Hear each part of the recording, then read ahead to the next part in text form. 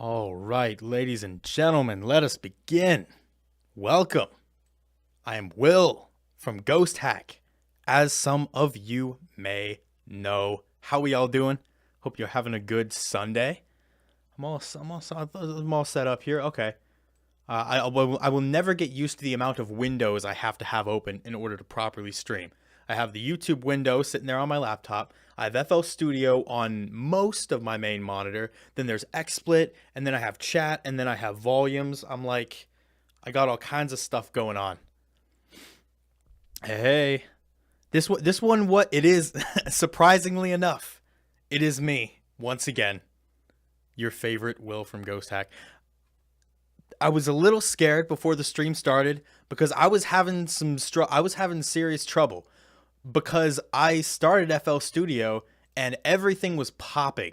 Like every piece of audio was popping no matter what I played. And it wasn't like my CPU was taking a hit, and it was because I was using FL Studio ASIO, which I normally always use, but it would not stop popping no matter what I did. I re-downloaded it. I did everything. I switched to that one. XSplit couldn't pick it up, so I thought I would be having audio issues all stream. But now I'm just using my USB audio driver. Hopefully there's no problems. Happens to you too. Okay, so it's not just me. It's not just me. I couldn't find an obvious solution. I'll have to dig into that later. But hopefully that doesn't change the audio. In theory, it should not. But in theory, I shouldn't have had any problems to begin with. So, we'll figure out how it goes. Am I turning horror music into Doom music? I mean, all you have to really do is add guitars. That's all Doom is, horror music with guitars. And you have it. You got it. But today we're not going to be doing that. Look at the underruns, jeez. Today we're not going to be doing that though. We're going to be doing actually probably the furthest thing from that. We are doing future lo-fi, which this probably has a proper name other than future lo-fi. I admit that there's probably a name for this. It's not going to be like Future Garage, but it's going to be lo-fi. But normally when I do lo-fi, I tend to use real sort of instruments. I'll use a real bass, or at least emulate a real bass, guitar. I'll use pianos, keys, Rhodes. I've been known to use strings sometimes in my lo-fi music. But I'm not going to do that today. Today is going to be future lo-fi, which means I'm only going to use synthetic sounds. They're going to be very digital. I'm going to incorporate some sound design. I'm going to make it futuristic. This is like lo-fi for future generations, In like 100 years, this is what everyone's going to be listening to. So I'm ahead of the curve, I'll have you know. Lo-fi for the future, yeah. You think you invented this genre? Okay. That's fine. Fair enough. Future lo-fi. What about acid ambient? Okay. I've arguably made acid tracks before, although it's really just been music that has, I don't know how acid ambient would work. I don't know about that one. But okay, I do have something in my arsenal to begin though, which I'm going to be using Ghosthack's Lo-Fi House bundle. This is our Lo-Fi House package, Lo-Fi House Essentials. And this contains a lot of lo-fi style sounds that are also very digital. Like they're very digital and modern sounding. And I think that's going to help me out here, especially in the percussion category, because I also kind of like to use real drums in lo-fi as well sometimes. So I will be able to use some more digital sounds, and I think that's where I'm going to start. I already have a BPM chosen. I'm going to go at a steady classic 95. Pretty understandable, but I want to go ahead and start making a beat. You know what? I'll do it in audio form. Over the years, I'm kind of over this. Like, I'm kind of overusing the sequencer. Not for everything, but for drums, when I'm laying out my drums, I like to do it in audio for whatever reason. But, oh yeah, let me check my levels real quick. Different sound driver. It's very loud. Let me take it down a little bit. Yeah, it's fine. It's about like -6. That'll be fine. No problem. Anyway, but you can hear these kicks are very digital. And I like that about them. And we can always change that out. So I'll just pick some ones that sound kind of nice. I assume that there will be no resampling. Sure, there will be resampling. But it will be of sounds that are synthesized. Like I'm not going to resample a real thing, you know? It's be like future bass, but lo-fi. It's digital lo-fi. It's lo-fi for the future. No real life sounds, all synthesized and sound design. Anyway.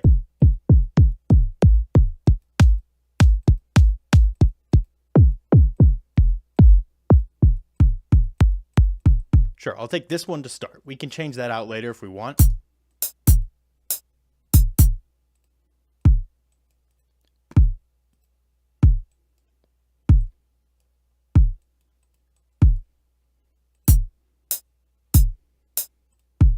Okay, and let me get a clap to layer or to throw in right here.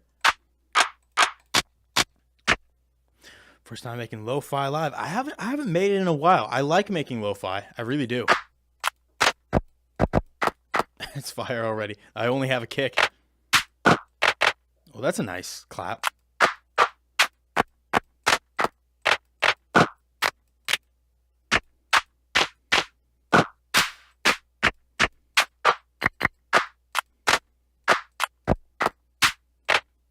I'm taking the one.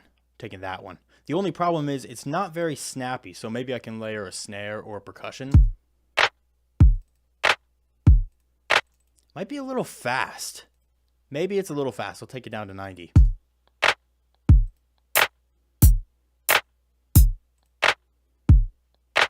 Yeah, cool. And now let me get a snares maybe? No, I'll grab a percussion.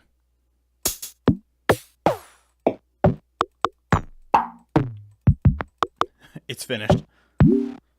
Well, I could, but I kind of like clicking around different parts. I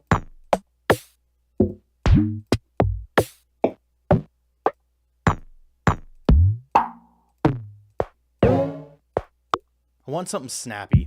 Well, let me try the arrow keys.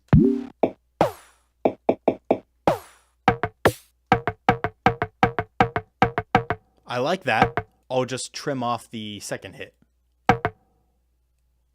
Here we go.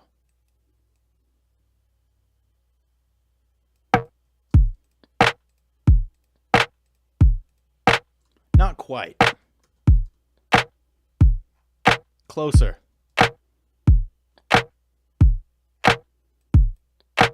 Better. I like that much better. With a little bit of pre-clap. Fixes everything.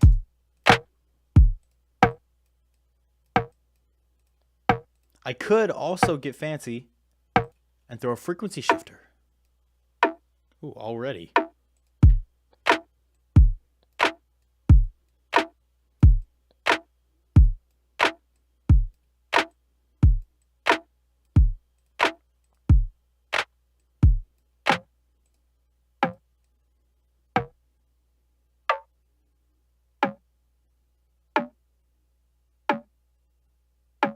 I like that. It sounds kind of warped.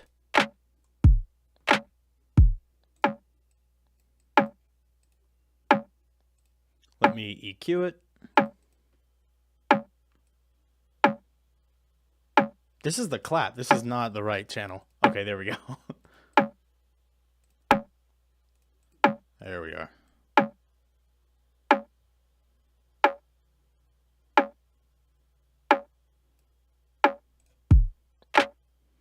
FL Studio has a frequency shifter now. I don't have to use this janky one. I've been using like a janky one from Full Buckets forever. That's frequency splitter. Oh, I had a janky one somewhere. It might not be here anymore. Oh, here it is. Yeah, I was using this one for a while. Which it is pretty cool, but FL Studios is a little better. Anyway, okay, we have a kick. We have a little snare here that sounds pretty nice. Snare clap.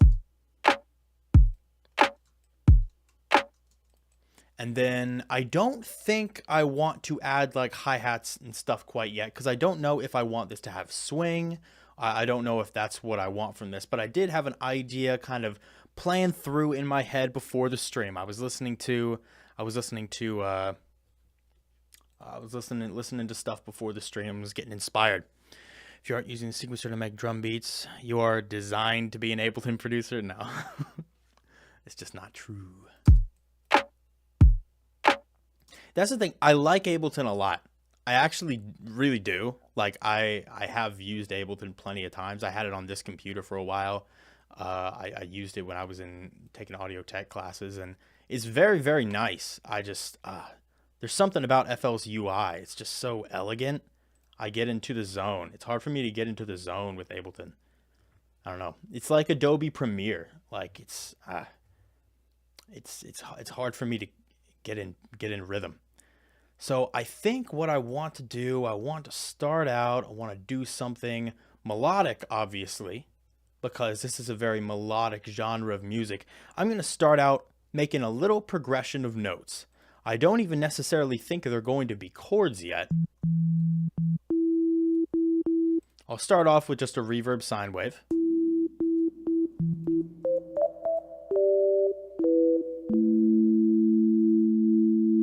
Yeah.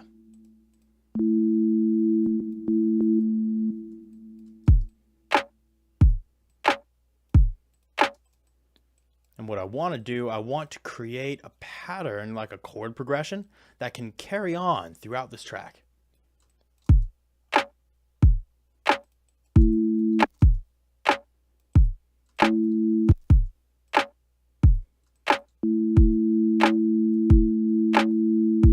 And I'll have 3 chords up here. This is going to be like 2-note chords.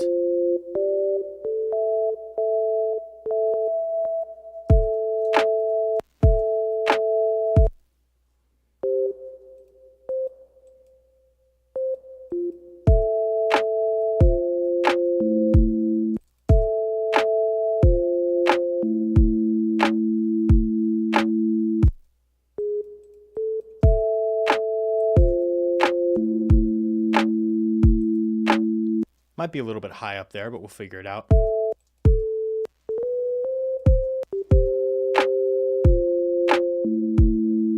Ooh, that's kind of nice.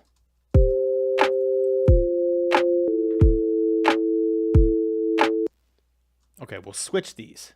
These will get switched.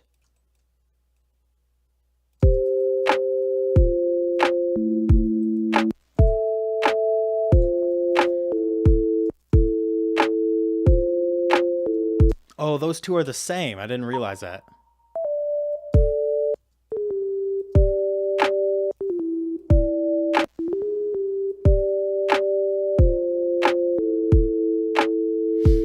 Ableton is very good. FL Studio. I've never tried FL Studio Mobile. I feel like I should. With the amount that I use FL Studio on PC, I should try mobile. I did try Reason. Reason is very interesting. It's laid out very differently than a lot of other programs. And I say that as an FL producer, and FL is laid out very differently from a lot of other programs. So I did appreciate that aspect about it.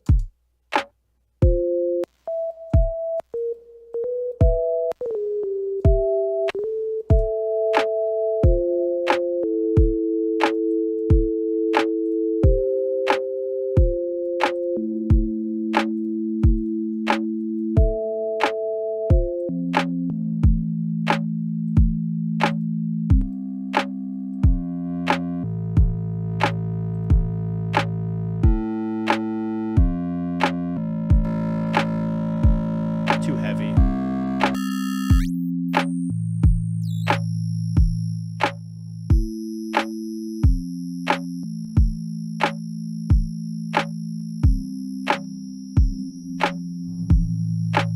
That sounds weird.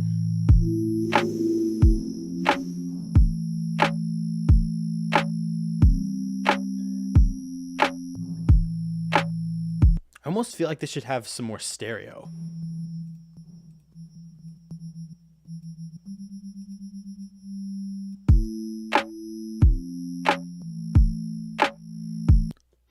Lo-fi without piano. Yeah, that's a pretty good explanation.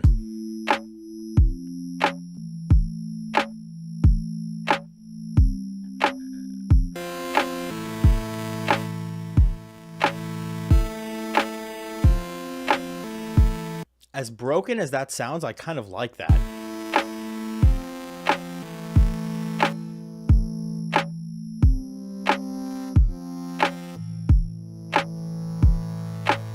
Ooh, we might be onto something. Okay, let me create some, let me create a shape for this.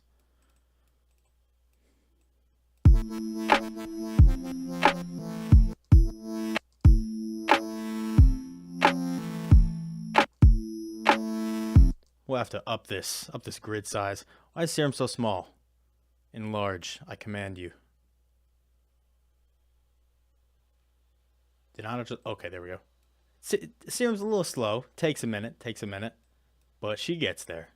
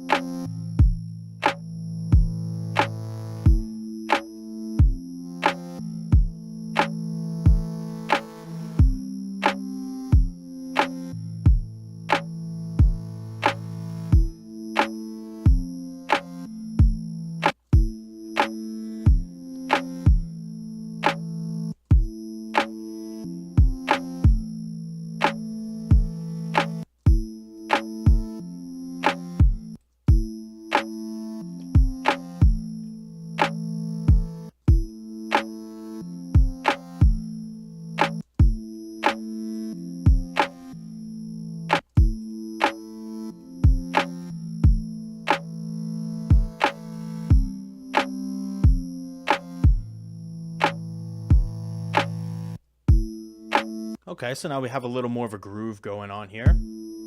Let me route this into a channel that's not the same channel as the kick.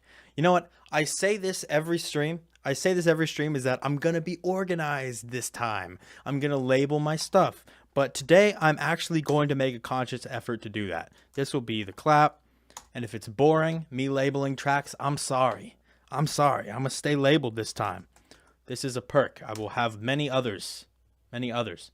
But, see, this is in 20.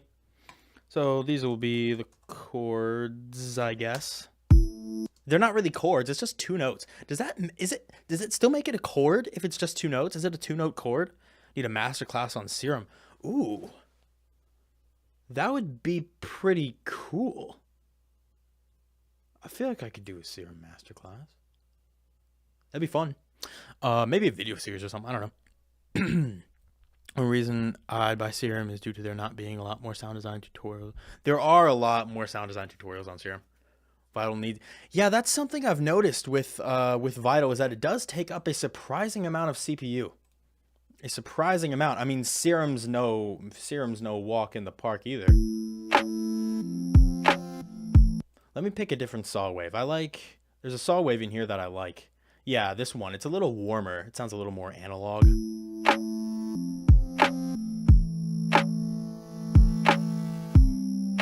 And let me add a little bit of warble to this, because we are still making lo-fi. Those drums are so dry. I might add a little bit of reverb. I'm never organized. Maybe I'll turn a, what is it? Turn a new page, turn a new leaf. What does that mean, to turn a new leaf? It's so dumb. Maybe I'll become organized. Maybe I can make that an aspect of my life. Master tune. Okay. That's so much better. Okay, let me take this down. I also got to speed this up. I forgot.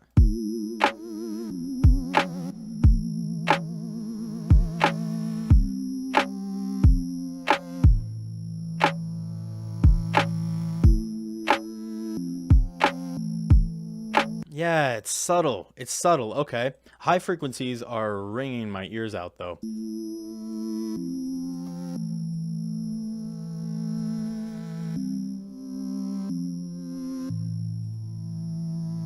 Yeah, it's fine.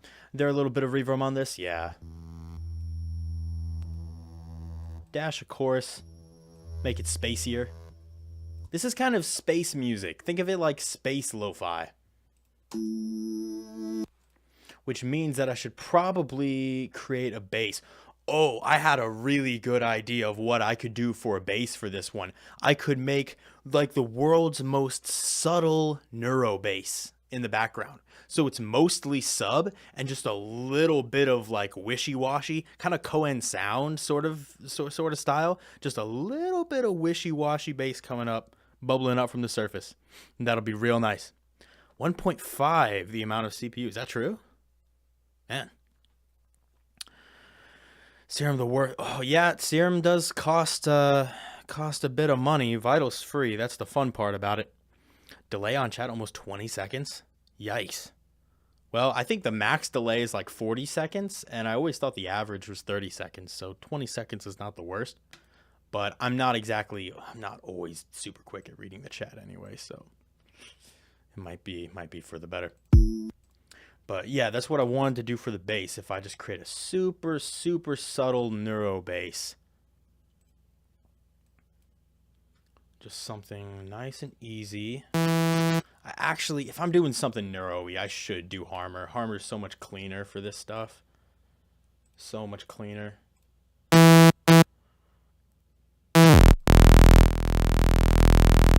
Loud as hell, though.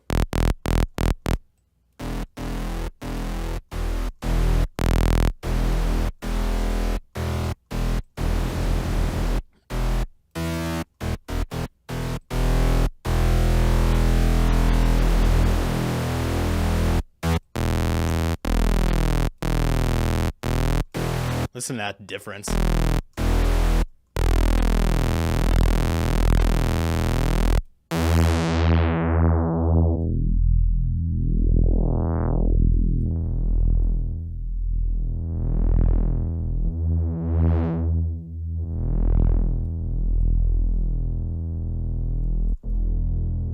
We're going to add a bit of distortion to this guy.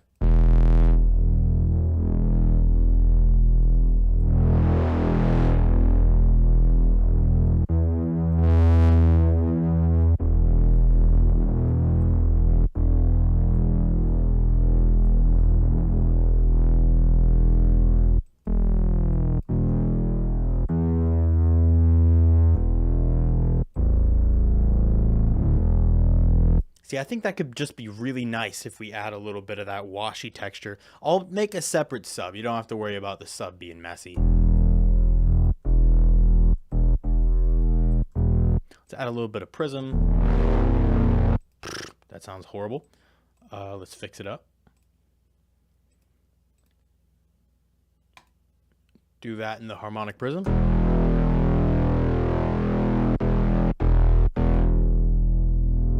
Gives it a little more texture.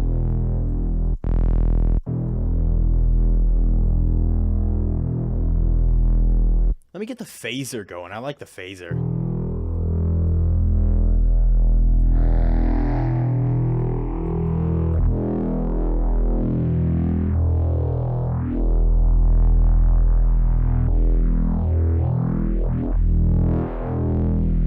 I will edit this articulator and I'll add it to a subtle LFO just so there's a little more movement going around.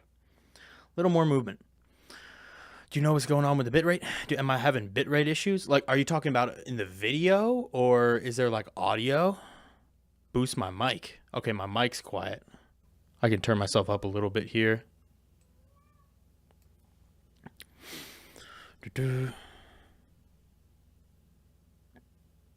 Yeah, I can lower FL's volume slightly.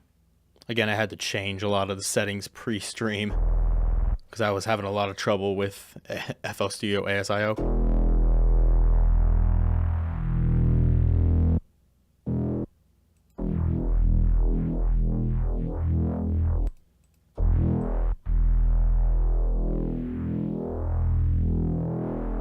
Audio from like my mic is kind of compressed, or because I do have a little bit of compression on my mic. It might be distorting. Let me see.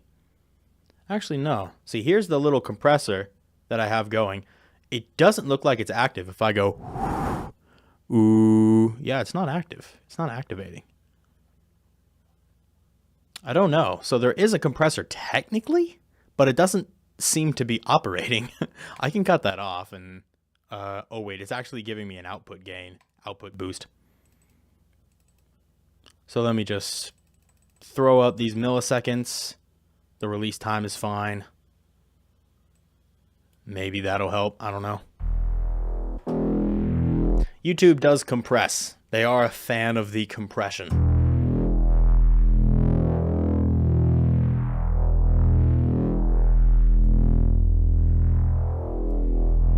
Okay, see, I like that. I'm going to lay that down as a baseline, and then I'm going to add some more effects to make it fit in a little better.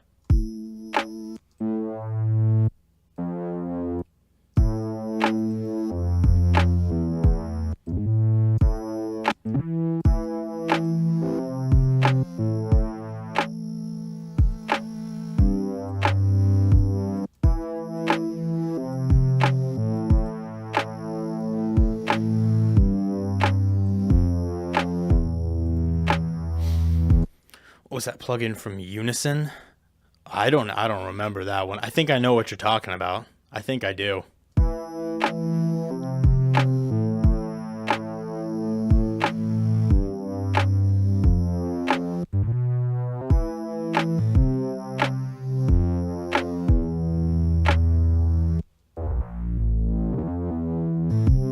What even key is this in? Wait, this is in the key of A. I don't know if I want it to be in the key of A. That's kind of not okay. Let me do it in G. Yeah, I'll do it in G. I'm fine with G.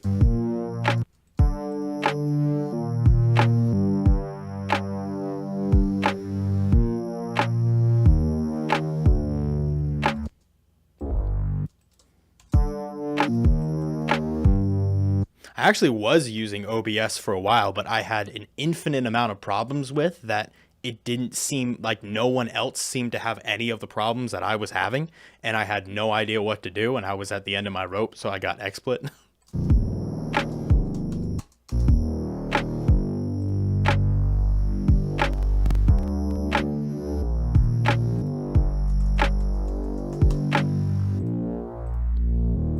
So now what I do is I cut the sub.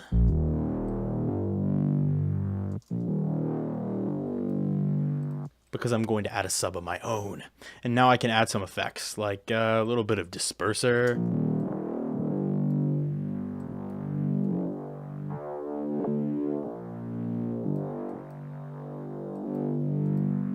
There we go. Disperser is another one of those plugins where FL Studio actually has one inside of Patcher. If I knew that, I probably wouldn't have paid for Disperser, but I paid for it, so I'm going to use it. I've tried OBS Studio and Streamlabs. I've tried both of them. And they worked for a long time. For whatever reason, I just had trouble. Okay, what did I want to do next? I wanted to add a little bit of chorus, perhaps.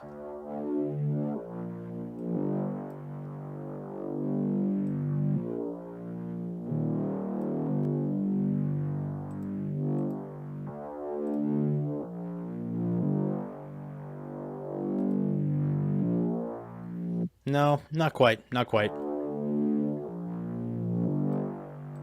The next thing I wanted to do was I wanted to do a little bit of filtering, like not inside of Harmor. I wanted to do it inside of FL Studio.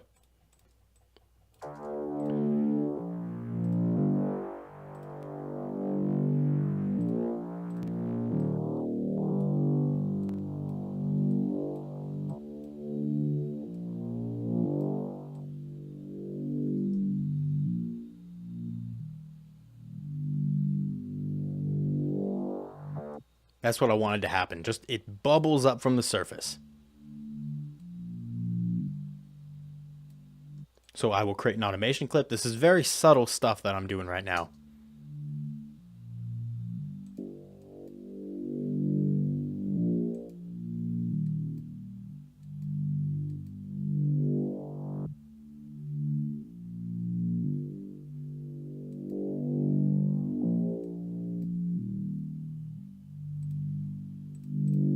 And I wanted to also throw a notch filter into the mix because that's what I do for a lot of the neuro basses. I realized I turned FL Studio down down in volume just in time for me to do like really subtle quiet effects.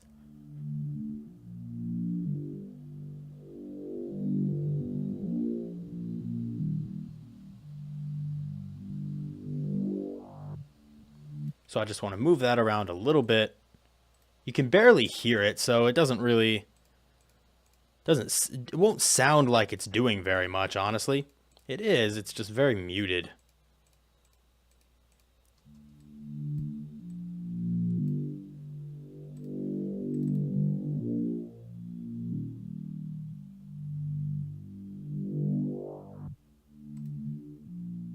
And I can put a tad bit of verb on it.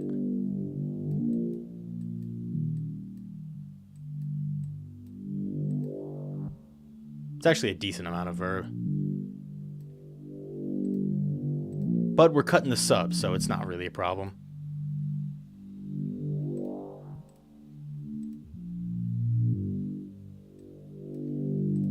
And now I'll put an actual sub bass under this.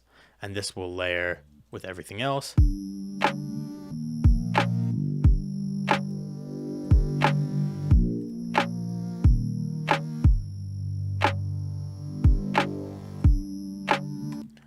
I actually don't want to use Serum for the sub. I will use Citrus for the sub, because then I can use sine waves. Or slide notes, sorry. Sine waves. What am I talking about? Kind of sound like sub bass when you EQ it. It kind of does. I just want to make a clean, a nice clean one. I don't want this to be too dirty.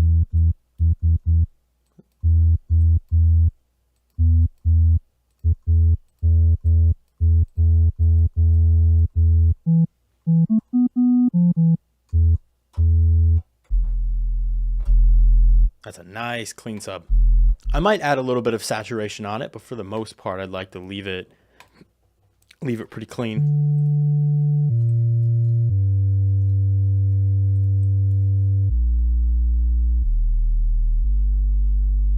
Ooh.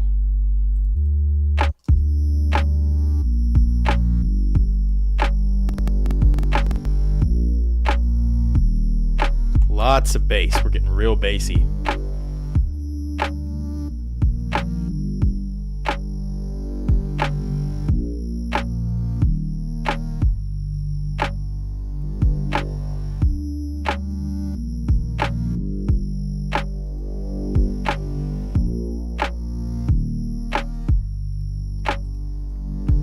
Maybe make this filter not quite as tight.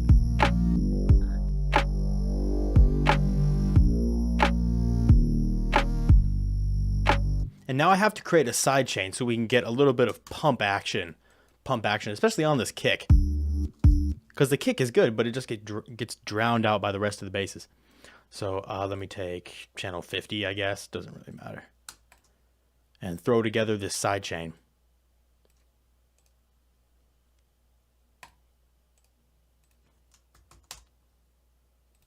Organization, let's go.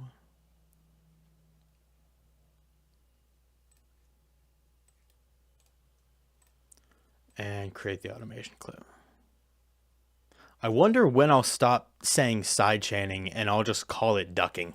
Because like that's what it is. It's not sidechaining, it's ducking, but I'm using it as if it's a sidechain. That's the whole point. I'll get my terminology right one day.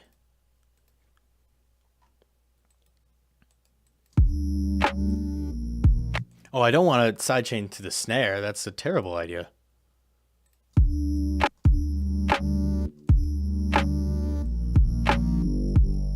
At least in this situation.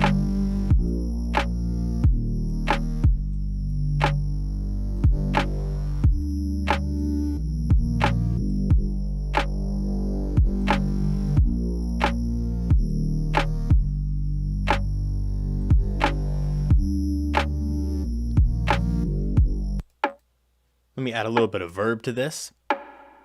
Yeah.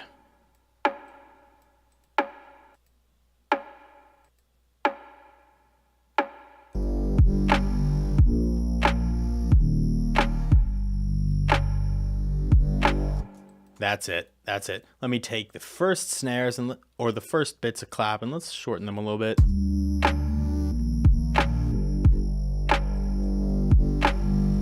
You can barely notice that. That's just subtle stuff. All right, right now we've been dealing very heavily in the low frequencies. So I need to bring something much more high frequency in here. And I think I want to try and do something, Again, very experimental. This is future lo-fi, of course. This is future lo-fi. We add a tad of distortion after the EQ. Oh, on the sub bass? I'm assuming that's actually probably a good idea.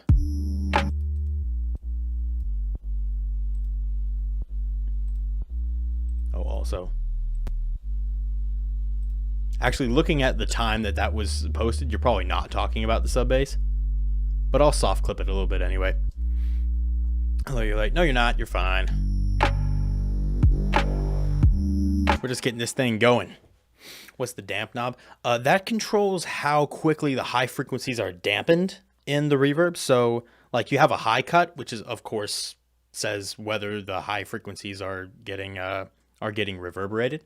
But if you have the damp super low, it's going to reverb the high frequencies, and immediately the high frequencies are going to get cut off. But if you have the damp up high, then the high frequencies ring out and they sizzle out. And I like to have a sizzly reverb, so I like to turn the damp up. Okay. Something higher frequency. I want to create a layer for these chords because they're very thin. They're just bit crushed sine waves at the end of the day. And that's not quite enough.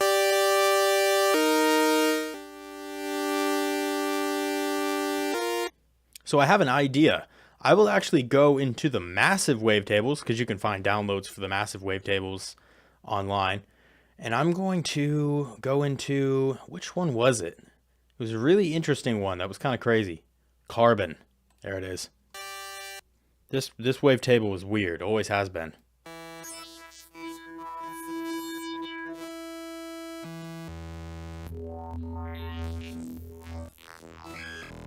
If that's not futuristic, I don't know what is.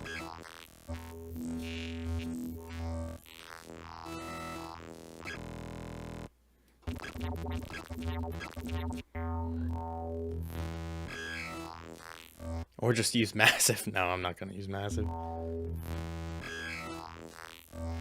I want to be able to create my custom LFOs here. Unfortunately, that's not something massive does.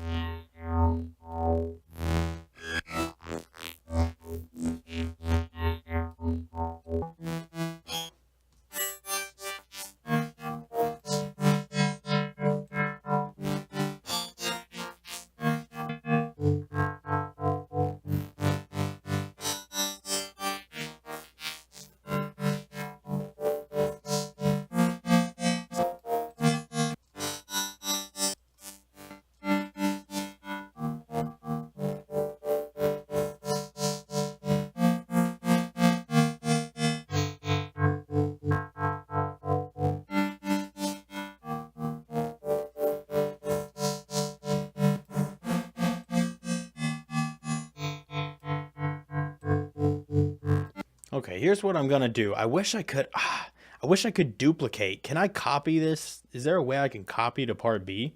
I should not do a masterclass on Serum if I don't know this. I think there's a way to copy the wavetable, but I don't think that there's a way to actually copy the oscillator. You know what I'm saying? But the wavetable is the easy part. That's the easy part. Carbon. Hello. Also, make Serum not tiny. Would appreciate that. Installed Ableton trial and instantly crashed. Oof. Get it to work and try it out, though. Give it a shot. Chat gone. Whoa, chat is gone. You're right. Okay. That's a little bit annoying. I can fix that. I know what I'm doing. Let's see. There is the live chat viewer. Account, that's it. That is the right account. Ghosthack.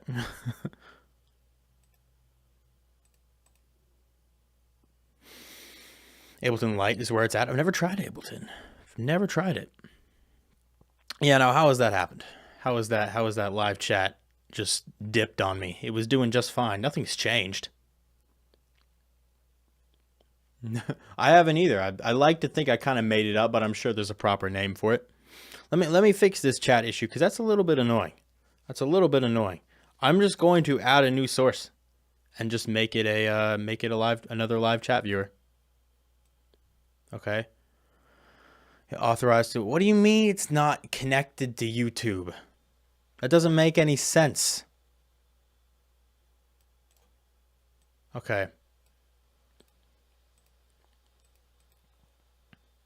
Authorize. Okay, it's authorizing. Great. That's my account, yes. Fantastic.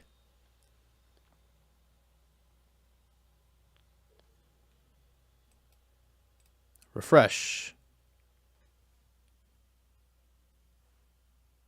Great. That worked. That worked like a charm. Why is my laptop so far away?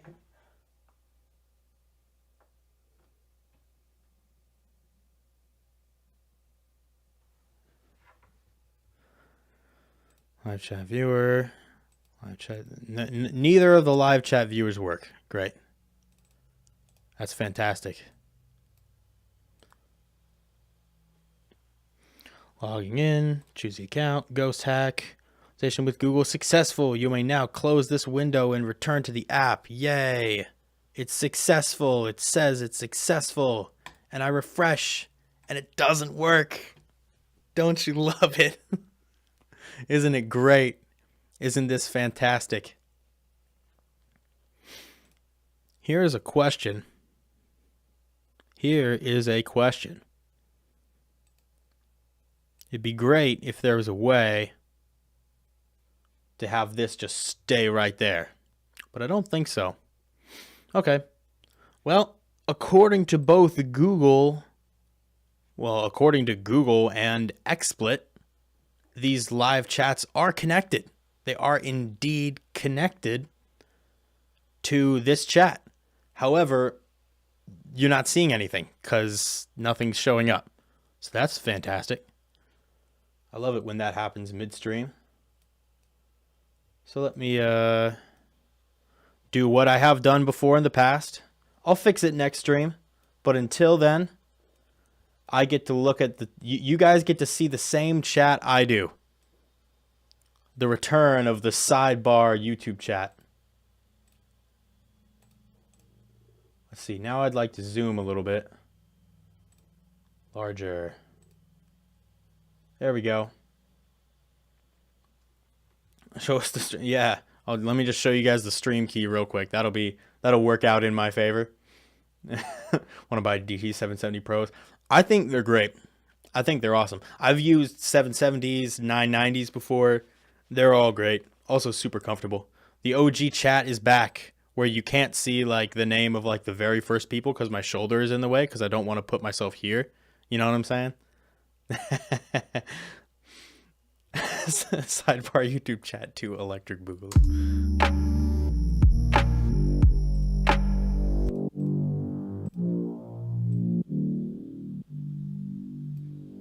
All right. Maybe we could add some slight interesting textures to this if we just add a little bit of distortion.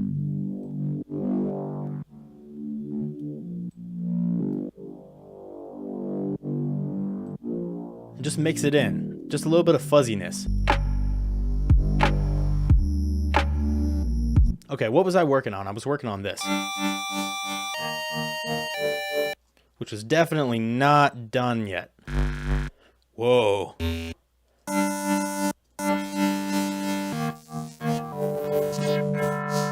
We're going to kind of go the opposite way. Top chat, some of the comments. Oh, okay, so I want to go live chat. Yeah. I think the top chat is for like the big streamers who have like a bunch of stuff going all the time.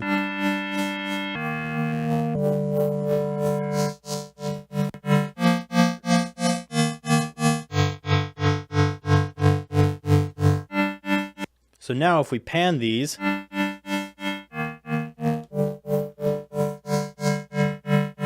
it sounds really weird. Let me just throw that at 30.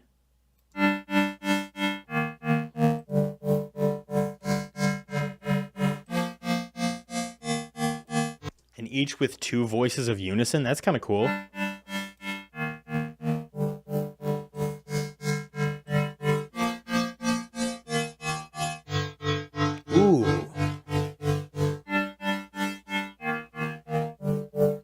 That makes it sound kind of shiny.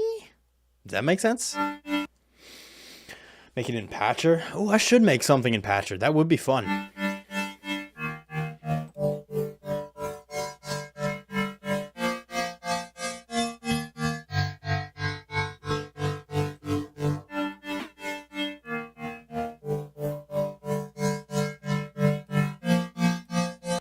I don't think delay. Maybe.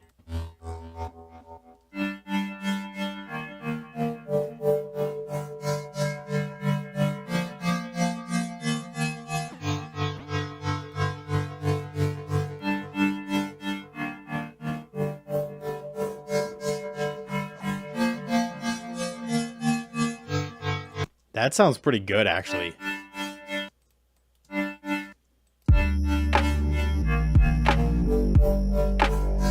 If we mix it in correctly, it doesn't quite fit in yet.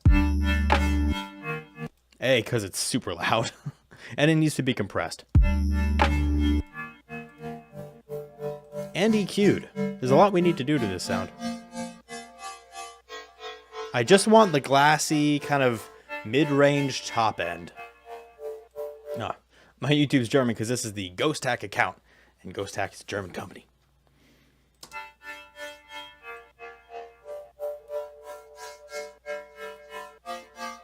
It's so cool to tell my like relatives and stuff and friends and family. It's like ask what I'm doing. It's like, oh yeah, I'm doing work for a German company online. It sounds so much cooler. Just letting whoever's in the chat right now and everyone else know. It sounds so much cooler for me as an American to say, yeah, I'm doing work for a German company, as opposed to saying like I'm doing work for like a US company, because it's like like nobody cares if you're working for a US company here, because everyone works for a US company here. But if I say I'm working for a German company, it sounds so much more sophisticated, and they're like, oh, okay, that's cool. You know what I'm saying?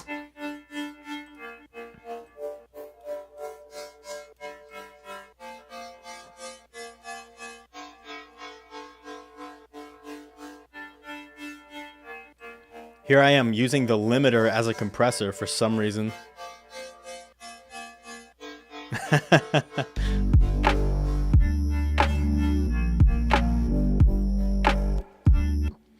Make the second kick slightly offset to the right.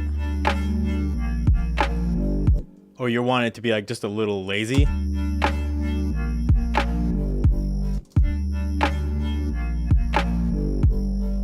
Oh, wait a minute. That actually kind of works. Hold up.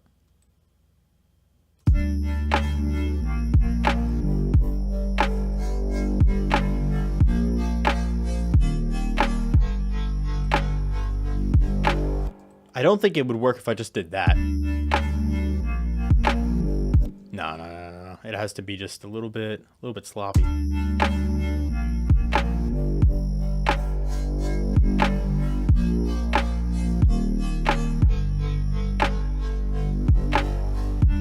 Yeah, I can tell when something needs compression when some of the peaks are really loud and some are not.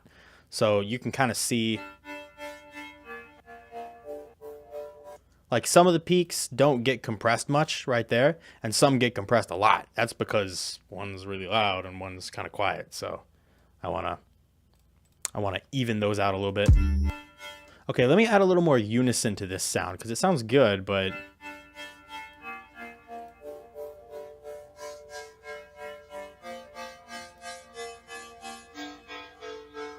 even glassier.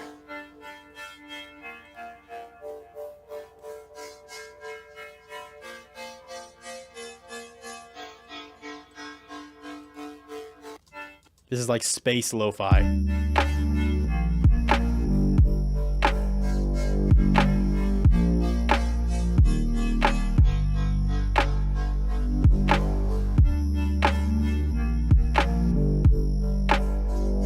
I am going to limit these frequencies a little bit though, because it's a bit harsh. I get so focused on the details, man. So much of what I do is just detail work. I feel like it's boring, but I mean, it's the way that I work. I can't not do it.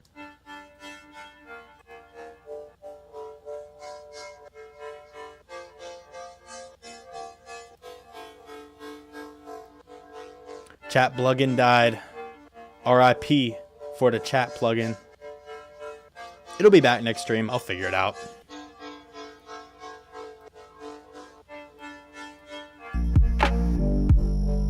Use a reverb filter on it? That's not a bad idea. Let me try it. I don't know if it'll work. It might mess up the tonality, but we'll try. Or I could do the Combs filter. I actually feel like the Combs filter is more useful than the reverb.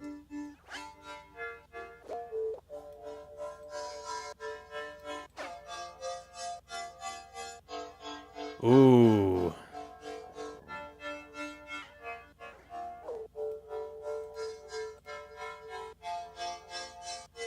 Ah, whatever. I'll try the reverb.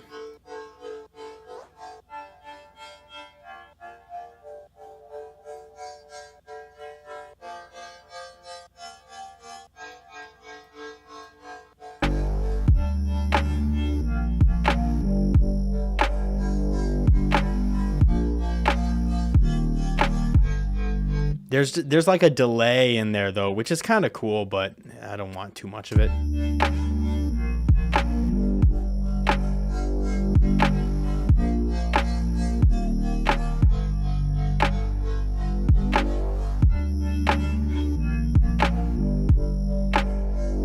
Just a little bit of the difference in the pan position goes a long way.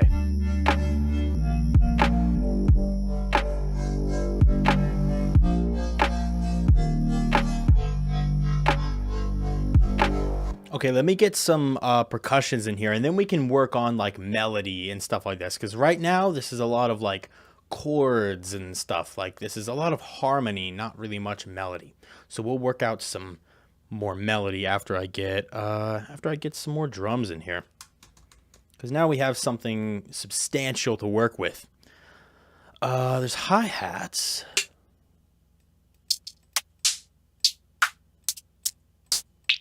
I should start with something closer to a shaker.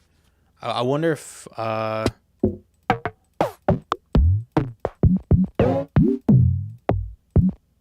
These are all very cool, but they're not quite shaker. See, rides. Well, these all sound like shakery.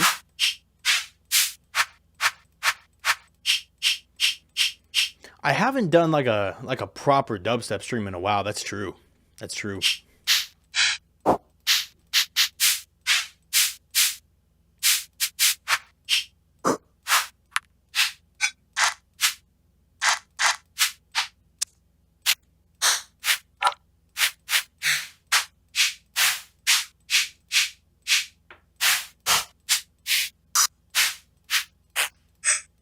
I want something that sounds kind of futuristic.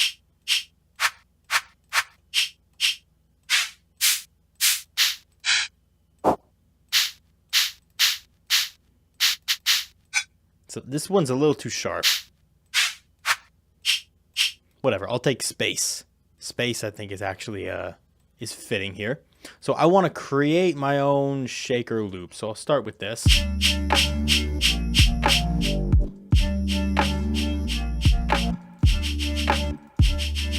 But it's not going to sound like that because that's kind of dumb. Okay, this is one of the positions where I would actually really like to use the sequencer. When I'm like sequencing a complex pattern with one sound, that's where I think the sequencer really shines. Let's see, let's just do that. Because I can make like minute changes to just individual notes.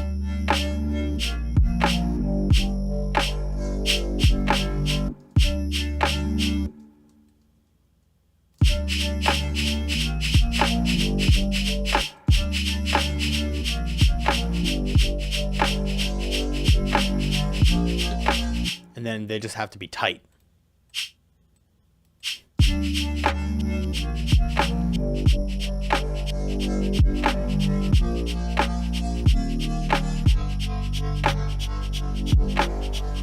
Yeah, that's a good call.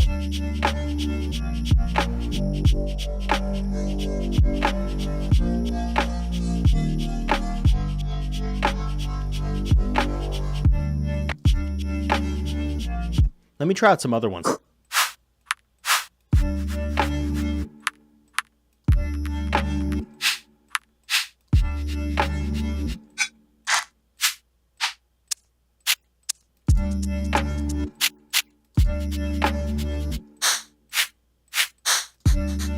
They don't all sound the way that I think they would.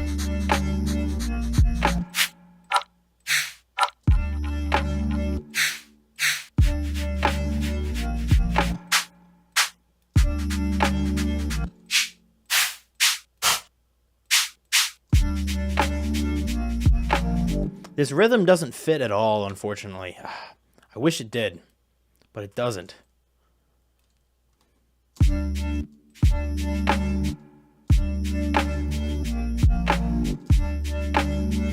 That's a little better if I give it some swing.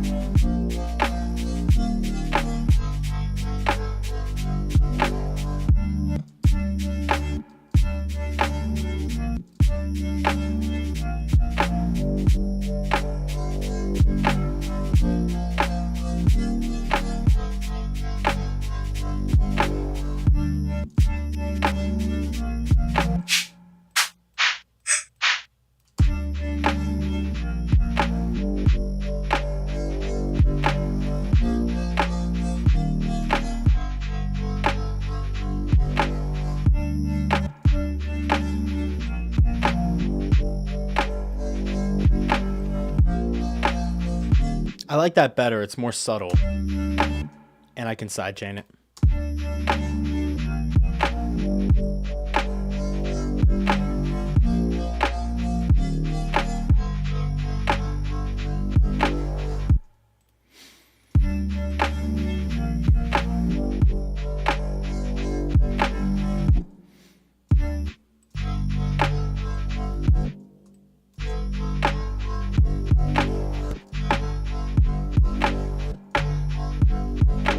Ooh, that's cool. Yeah, I like that.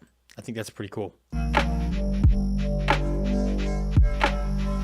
But we do need some more high frequency content now. So let me get some hi-hats and I'll make a little hi-hat loop. Because that was the original plan anyway. That was nice. I like that. Nice. I suppose I should... Nah. I can do whatever I want. I like how they kind of sound percussive.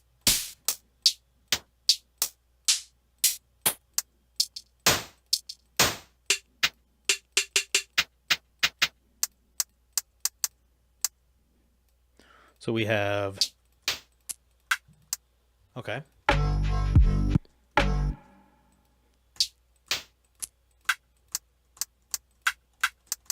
For whatever reason, I'm feeling this as kind of the offbeat. Because I do think I want one hat to be offbeat. I think that would be best for everybody involved.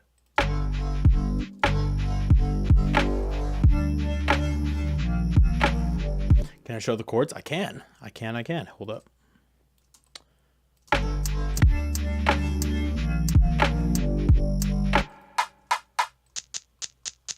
Ooh, that's better.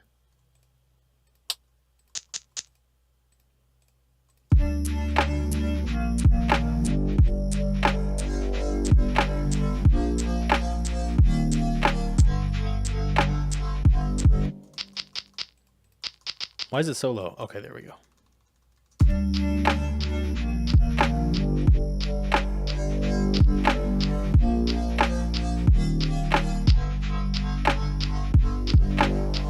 I don't even know if they technically count as proper chords because it's just layers of 2 notes. But honestly, I've been a fan of doing that stuff recently.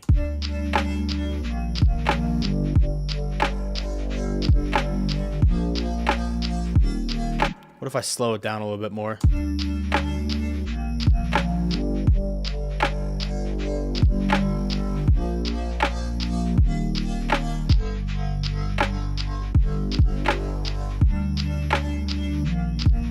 I like it a little bit slower. I like it. Let's see. Can I add a little bit of a delay to every single one of these?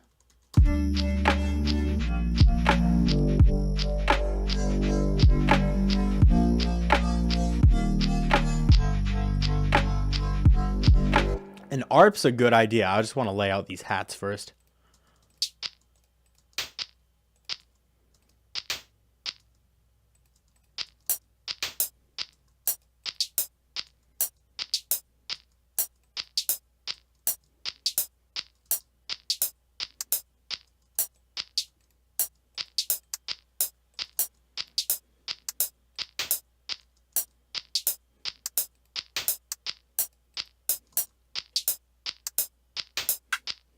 Ooh.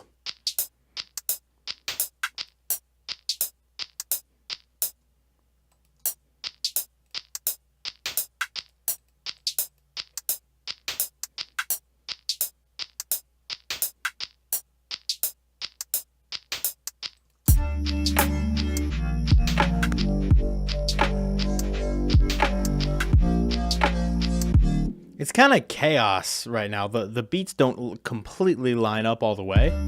Oh, I forgot to label this. Hold up. Shake. And for right now, I'll route all the hats through one channel.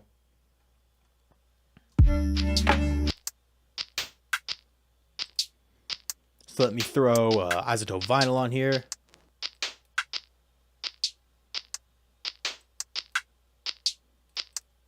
And then an EQ. Oh yeah, there was the honk. I'm so used to the honk, dude. I don't even recognize it anymore. Like when my computer has an error, it quacks at me. When there's just like an information notification, it honks at me. I'm so used to it. Yeah, it is technically in G minor. That is true.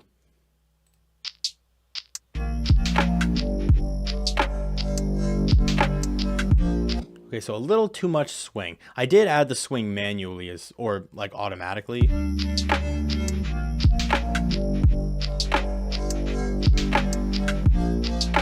Getting the right amount of swing here is going to be tricky.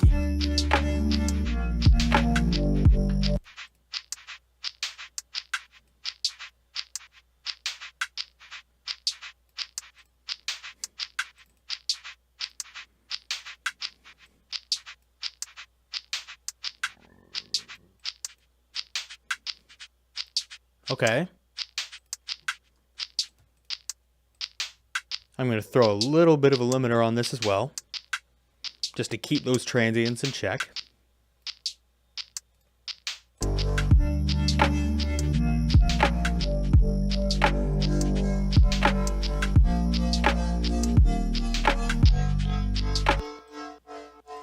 Honestly, I think it's this that's throwing me off my rhythm.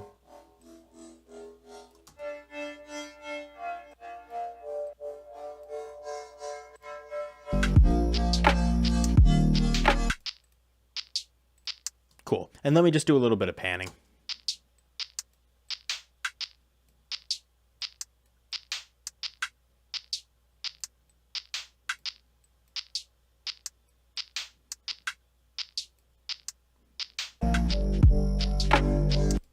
And a little bit of reverb because this is getting sidechained as well.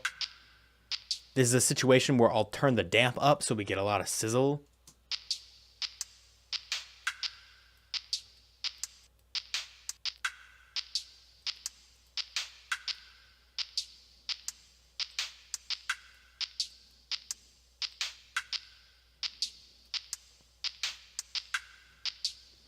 Run through the sidechain.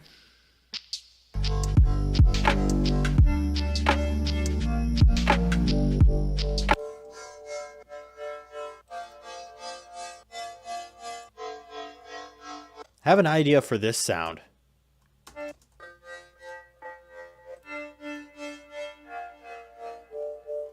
I'll take the top notes here. Let me highlight just the top ones. Bring these down.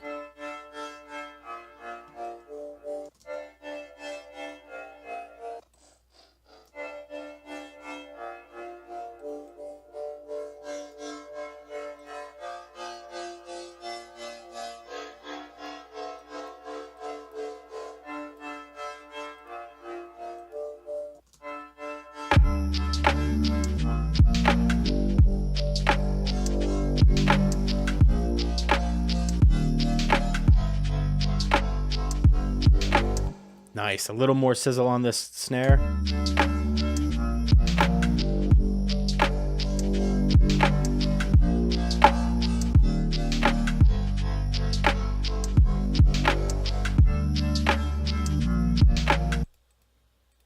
A little bit on the clap.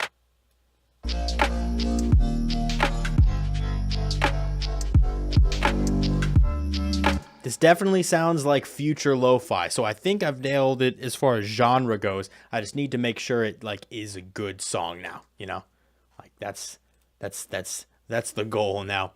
Maybe slide the snares to the left a bit. Ooh, maybe. I am doing a lot of panning motion here.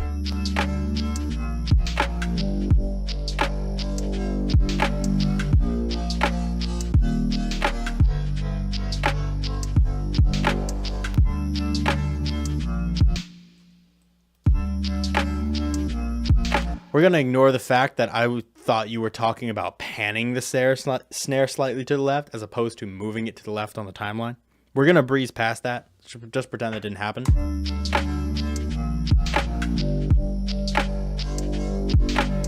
It does have a little more of a fun groove.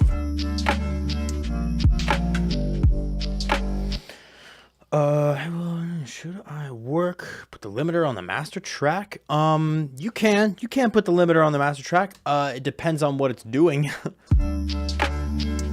Like for me, I always have a Maximus on the master track, and I have it set to anything that goes above 0 dB is getting saturated.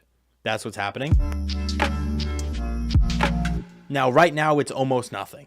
But keep in mind, when you load up FL Studio, you're going to have a limiter, like for the first time, you have the limiter set up, and it's already set up to like this. That's a horrible setup. If you want to have a limiter on here, then totally do that. Just reset that to 0, please. Or bring down these time variables, because you want it to be a little sharper. I just use a soft clipper on the master. I mean, sure, that works fine. Working on a project, I have this really heavy lead. How do I make it more metallic? Combs filters, flanger filters, you know what I'm saying? That works pretty well. Really tight delays. 7th chord is actually a good idea because I think that would help it also sound a little less dark. And I think we could use a little less dark. So what I'm going to do, I'm going to bring in a space whistle. That's what I want.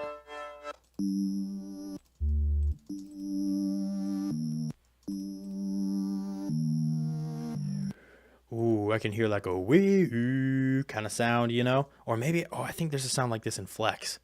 Let me check. I can go through Flex sounds because a lot of Flex sounds are very good.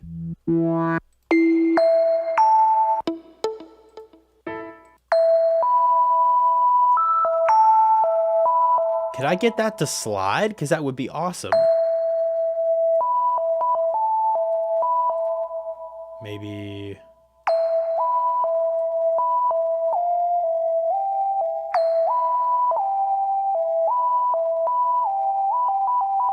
It kind of works. It's like it works sometimes. That's pretty cool. I like that. I need the 4 FM operator preset. I'm so sick of that preset.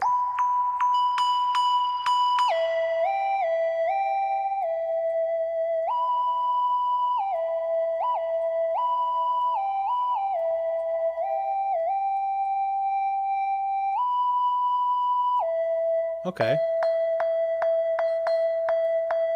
And let me just make it not super snappy.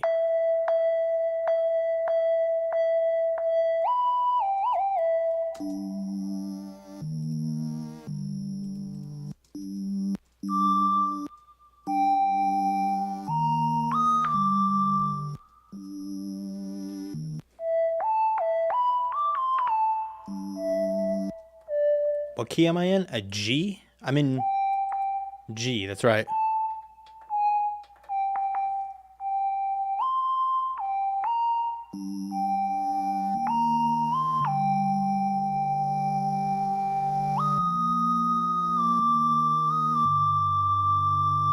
Okay, that could be interesting to layer over top. A little more vibrato would be nice.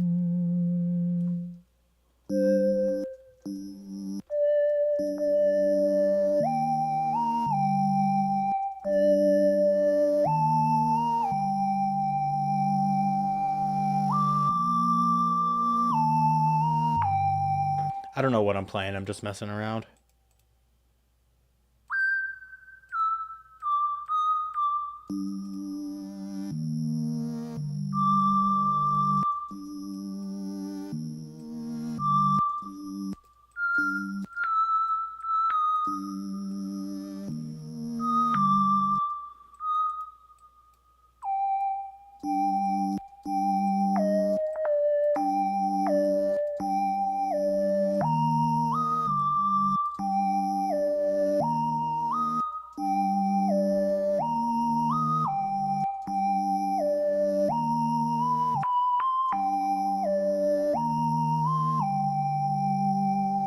Not bad, although it kind of goes with the chords exactly.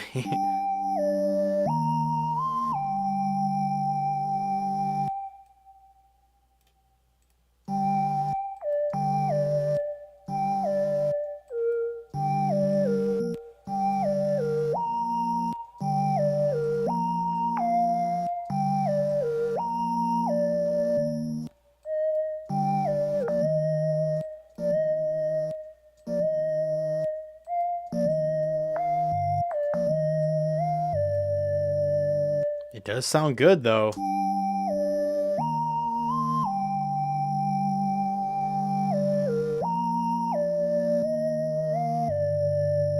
Ooh, okay. Okay, I kind of like that. Okay, what I'll do, I will merge them, and I'll make the second part unique.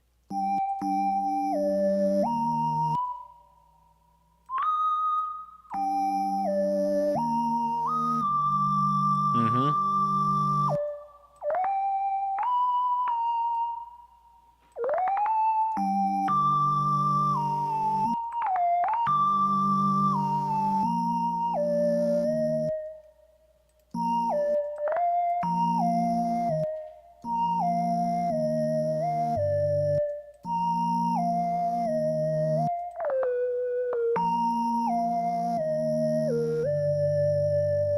Yeah, and we'll end on the D.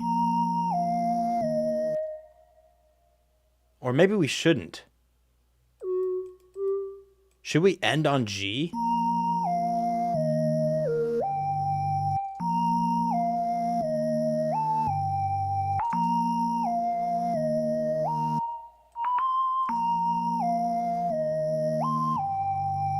Ooh, okay, that sounds good.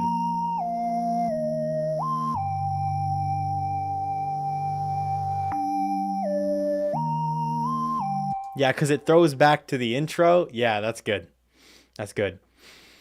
Going into B flat major? Is that true? I'm just clicking keys that sound good, man. That's my life right now. But I don't mind it going into a major key.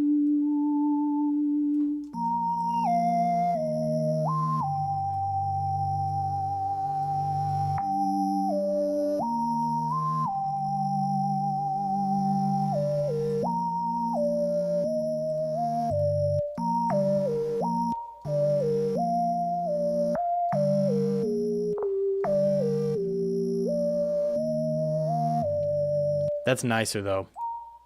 Does that actually make sense, though? Wait, that's G. That doesn't make any sense at all.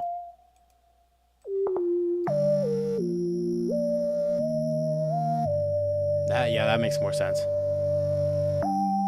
Okay, let's route this into a track. We'll call this Whistle. That's how you... Maybe? I can't tell. Oh, wait, what's going into 23? There's something going into 23 that I have not clocked. What's this?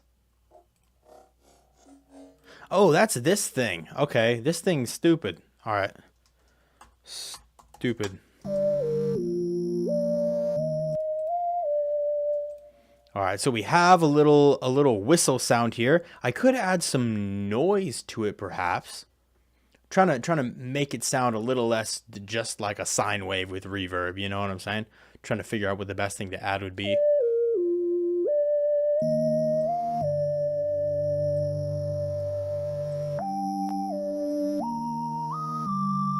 I'll add vinyl.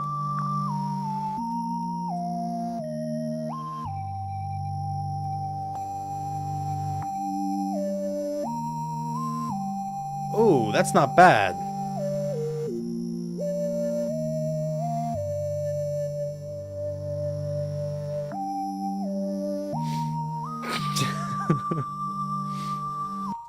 Nah, I tried getting into the habit of using Control L, and like it works great. Like it's not like there's anything wrong with it. I'd just rather not.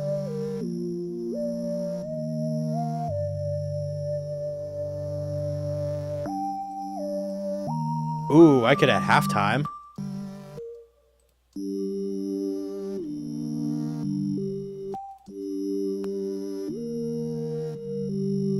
Ooh. Oh, it doesn't have the... It doesn't do it in time.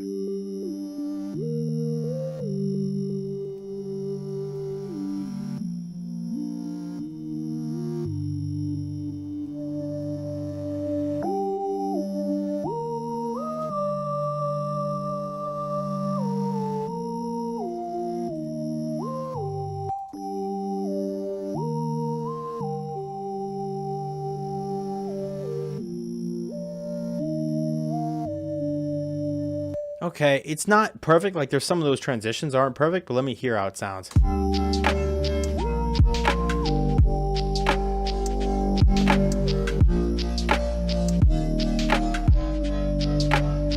Okay, yeah, the transitions being off is throwing it.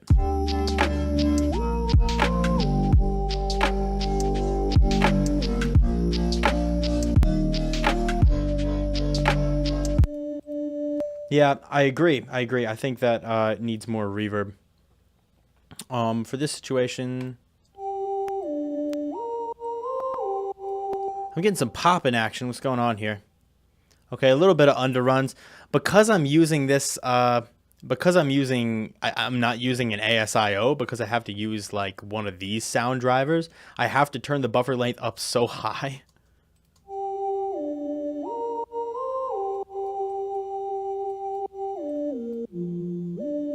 Wait, actually, screw the reverb right now. I'm going to add a delay.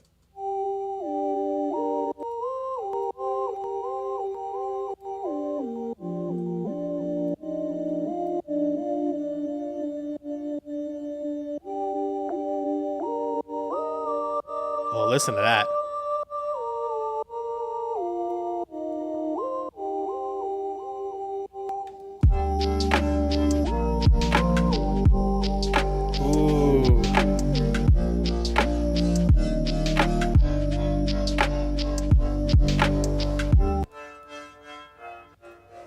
We're making future lo-fi. At least that's what I'm calling it. Lo-fi, that's all like digital, you know?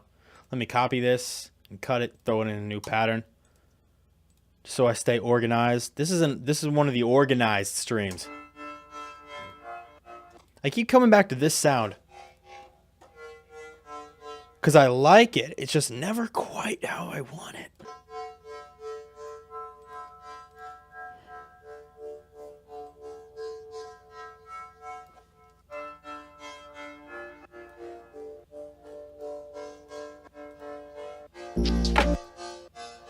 Ooh, let me add a resonator to it. That would be pretty cool.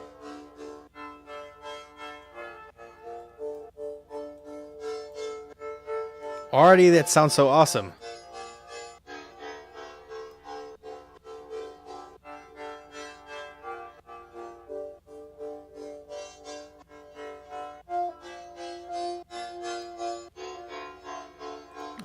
Different bits sound cool on different notes. What am I saying?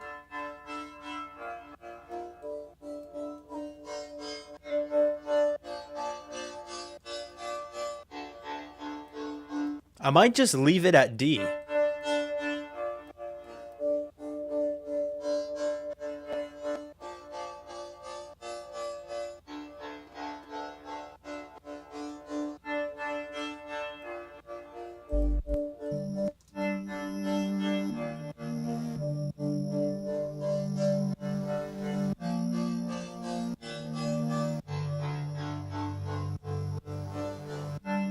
Digital rain. What would digital rain sound like? Are we ready to do some sound design?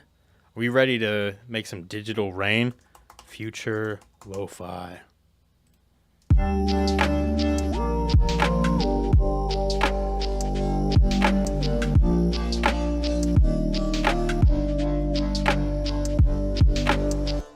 Before that, though, multi-band compression. multi-band compression. Where's that fun little plugin TDR Nova? Yeah. This is a fun little multi-band compressor. It's free. It's free multi-band compressor. Let me make sure that display is on. What do I have to click for it to show me the output? Stereo.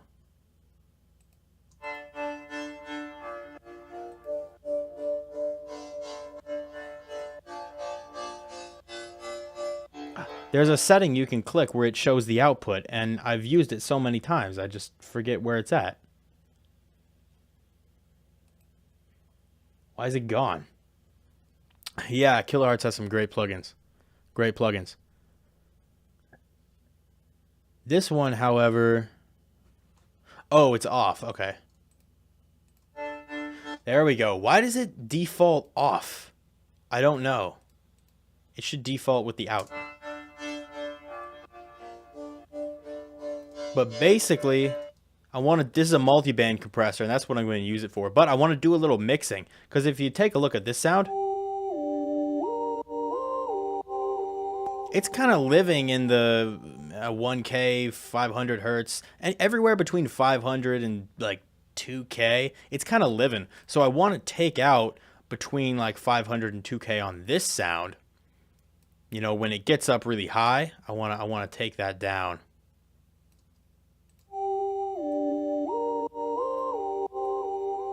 So I'll just compress this area.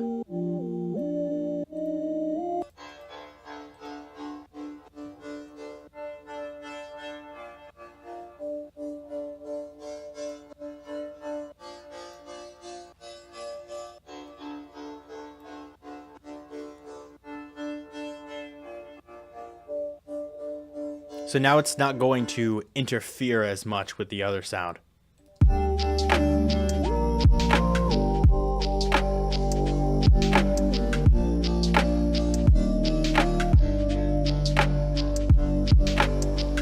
Okay, can I get a different clap? Like, or not a different clap. I just want a clap in here.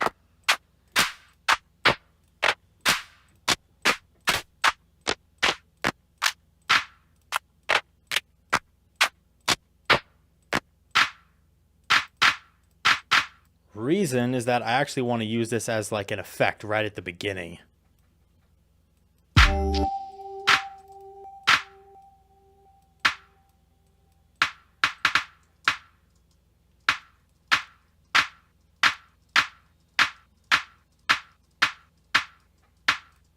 I might grab a different sample, but I just want to add a boatload of reverb on here.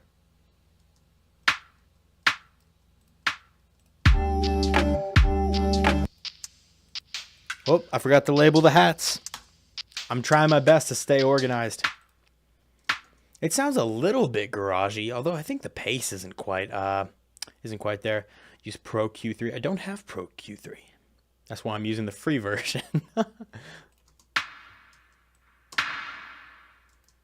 Long decay. You hear now the high parts sizzle out a little more. And I can do an EQ.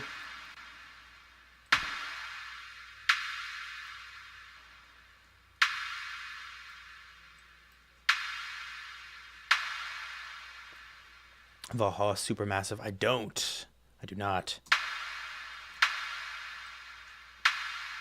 There are so many plugins that like most people have and most people use, but I don't have. And it's kind of surprising. Like back when I used to do collaborations, I don't really do collaborations much anymore, but back when I used to, there would be so many plugins that like everyone would have. They'd be like, what? You don't have Camel Crusher? And I'm like, no, I don't have Camel Crusher. I just got so used to using the plugins that I have that I just never bothered to download any of the other ones.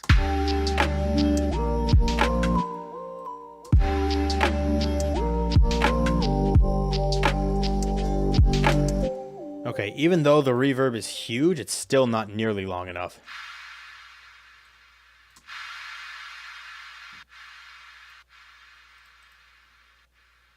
I need a little bit of a delay on this too.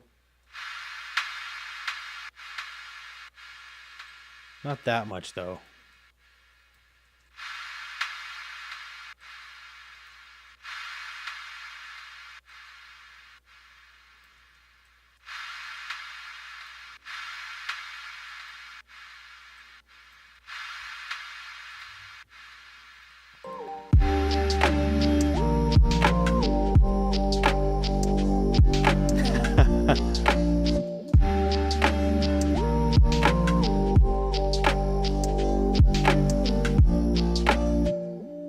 I should add a little bit of OTT. See, I would use Convolver, but it's a hassle, and I don't usually hear my reverb sounding better. Need a sample pack for free? We got tons of free packs on our website. And there's paid packs, such as the one that I'm using right now, the Lo-Fi House Essentials.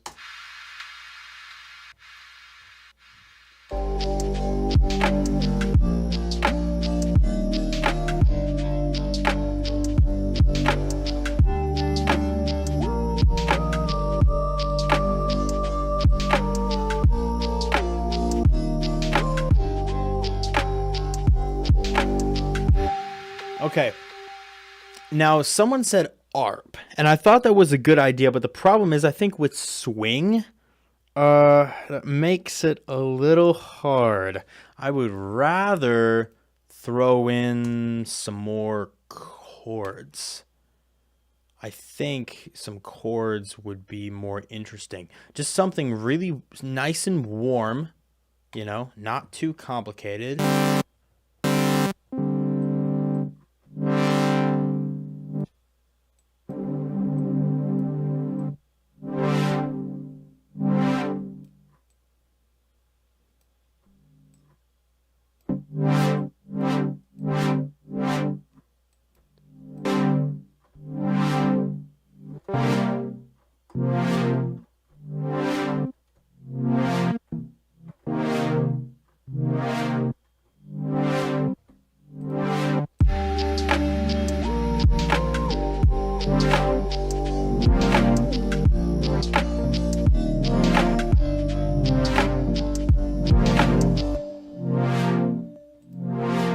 So if I just add that, even if it's in the background, I think it's going to add a lot.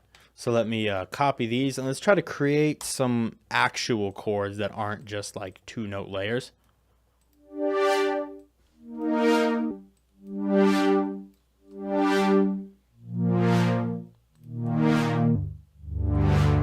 I was expecting to do like some crazy like detailed chord stuff, but it doesn't sound half bad just like this.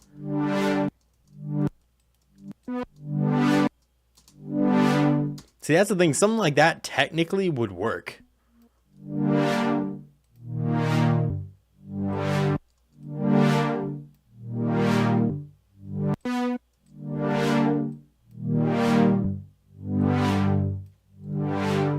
Yeah. Minor, major, major.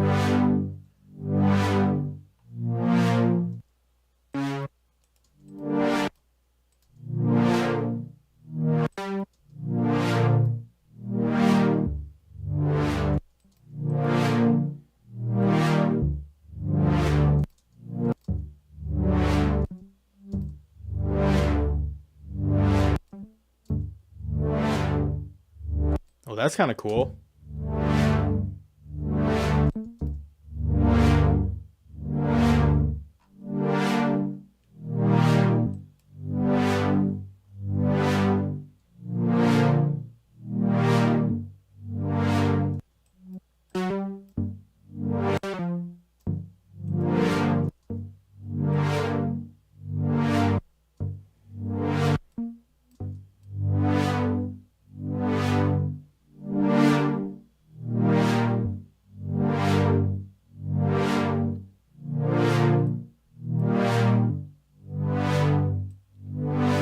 Okay, I will see how the B sounds, because it sounds good right now with these chords, but I'll see how it matches up with everything else. One thing I know for sure is this is way too muddy on the low end to mix with everything else that we got going here. So these will be second chords. Chords 2.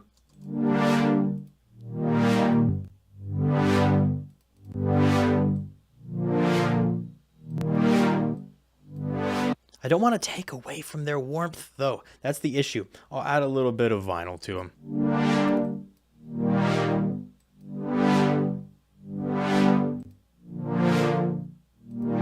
Nah, never mind.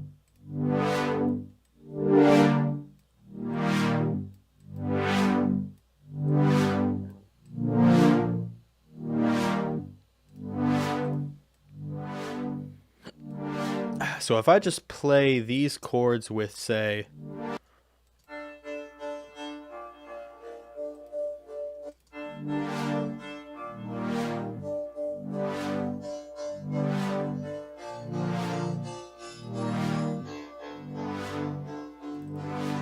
okay, the major definitely doesn't work at the end.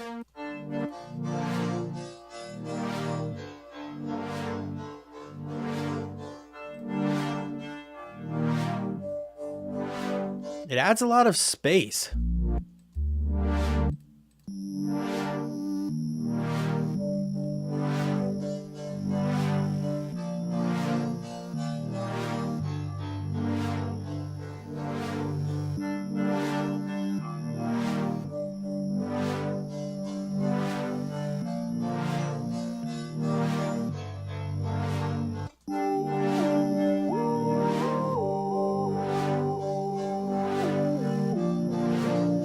Okay, I think I have to cut this one like this. No.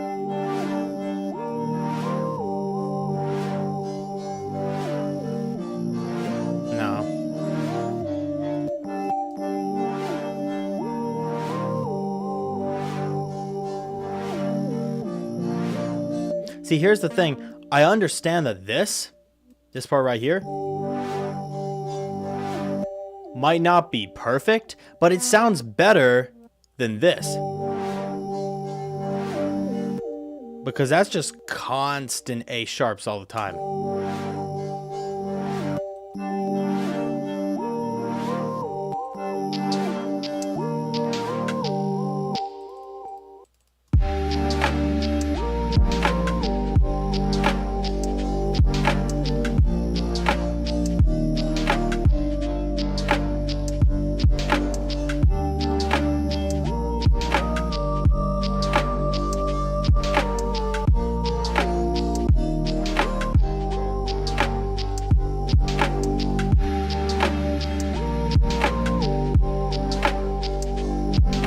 Ooh.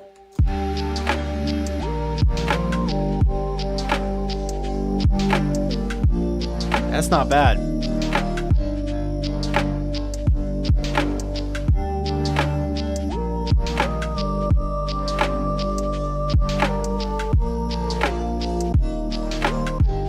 I'll do the same thing where I merge these clips and then I'll change this one.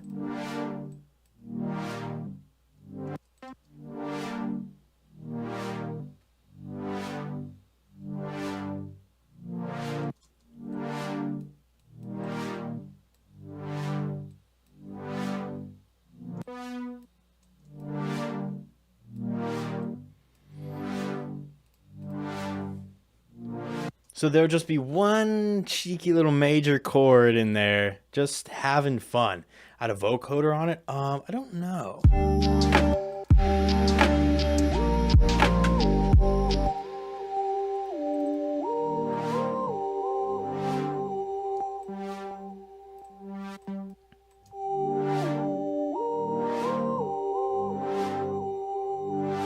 The lead's playing a G, and this chord has more G's in it than any other note. I don't know. It works. Just the harmonies are unique.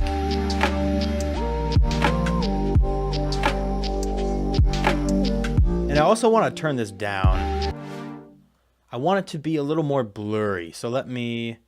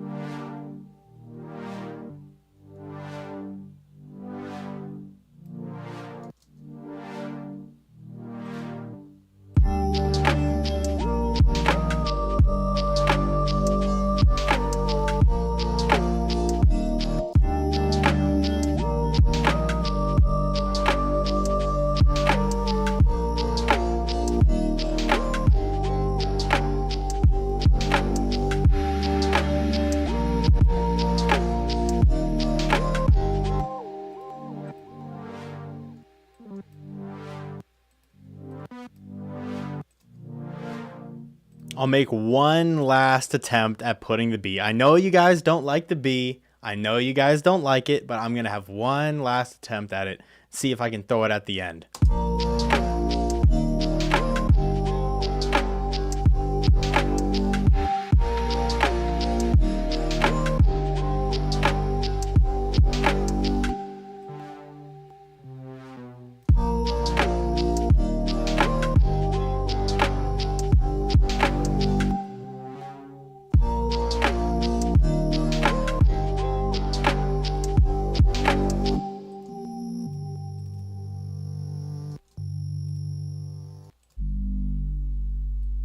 Let's see, that's playing a G.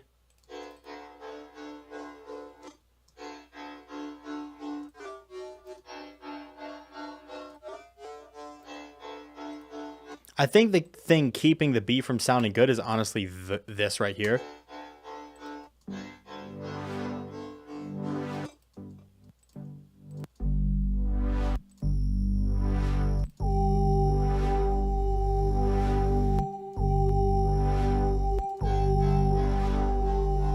Yeah, it's definitely, it's that right there that's keeping the B from sounding good. Damn it.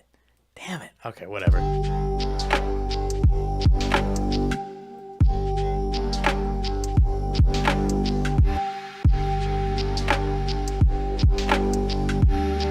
Okay, I'll put it, the last little hover can be a B.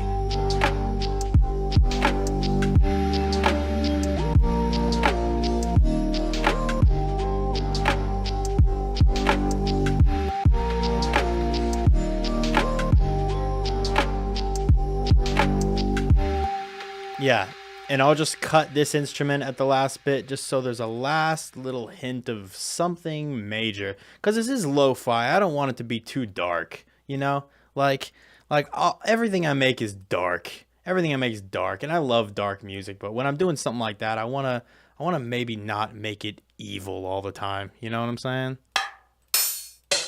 Okay, so I have this. This is pretty good. Melodically, I don't actually want to add like other like instruments to it because it'll be way too busy. I would like to add some atmosphere though. I think that would be really nice. And there are some atmospheres in this Lo-Fi House Essentials bundle, but they all are very like they're melodic, which sound really good, but I don't have any more room for this in this track. So I'm gonna have to add some more atmosphere in other ways. And I think rain. Pancake the chord on the 16th notes. How on earth do you pancake a chord? Is that something that like everyone knows? And for some reason I've gone my whole musical life not knowing what that means. Add a wobble bass in some parts. Ooh, that'd be interesting. But I want some rain. I want a rain sound. And I know I have rain sounds somewhere. I just have to figure this out. Where are my rain sounds?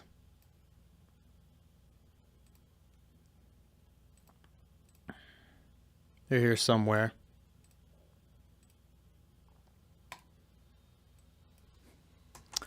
Rain. That is not how you spell rain. That's embarrassing. Oh, the plug-in pancake. Okay. That makes more sense. I don't think I want to pancake it for one reason, is because so many things are in the panning position. And this is already a pretty stereo sound. I don't think I need to make this stereo more confusing. Okay, let me just get a rain sample. I typed in rain in my sample packs folder and 155 results came up.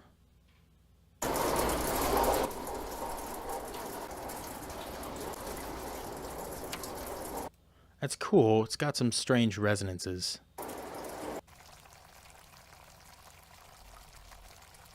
That doesn't sound like rain as much as it sounds like a babbling brook. You know what I'm saying?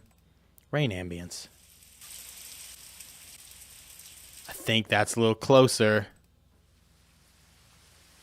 Yeah, here we are. Okay. Where was this from? Wow, that's a lot of... Oh, this is the... Oh, this is from the Ghosthack Essential Bundle. Okay. Okay.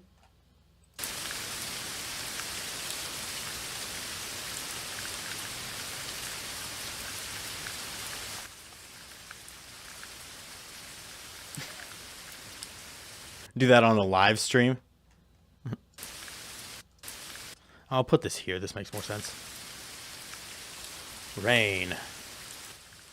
And now comes the fun part. Adding effects to this rain. I'll take this little bit of rain because it's nice.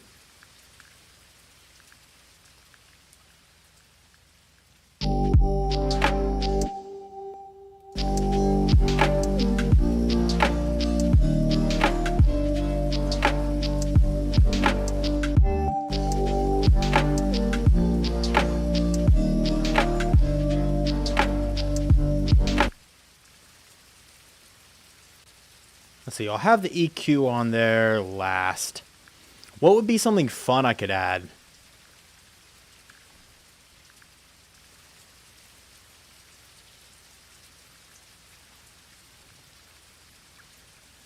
I mean, that affects it a little bit.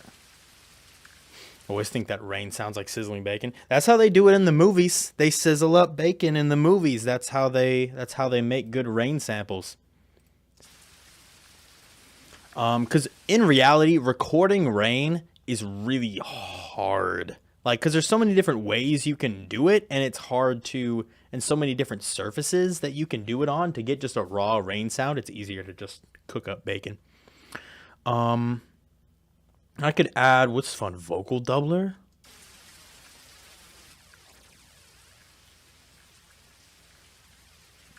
That's just like ultra stereo separation. Maybe something like Vocodex.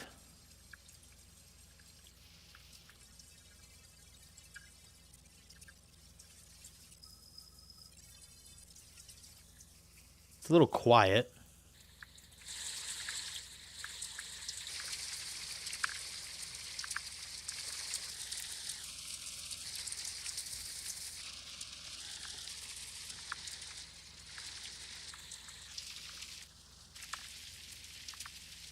Kind of interesting.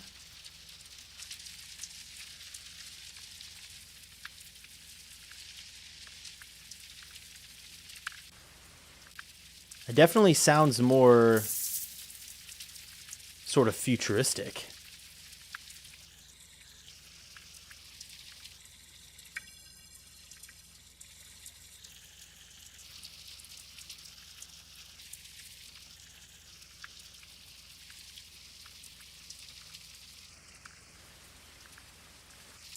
Sounds like some kind of space rain. Ooh, okay. Not bad. Not bad. No, I have a couple of times. I'll take a break in stream to take a piss. German manufactured AI engine. German engineering, that's all I am. Resonator on the rain? That's a horrible idea. It sounds awful. I want to add phaser and turn up the frequency.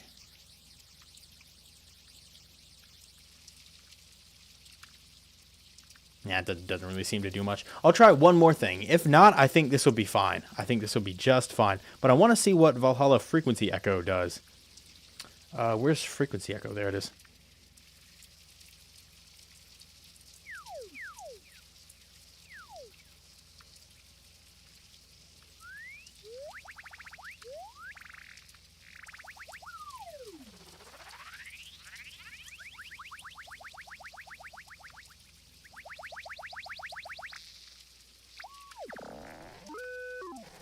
Ooh.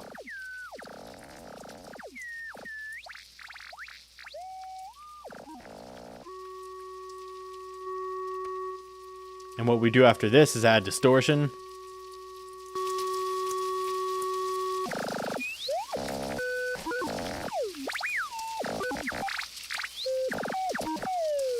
That's just art. This is R2-D2 at that point.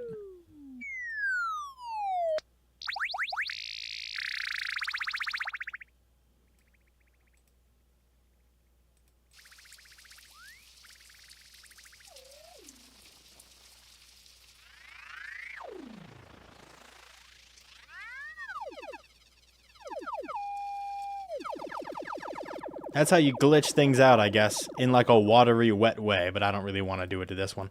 I like it just with the Vocodex. I think it's fine.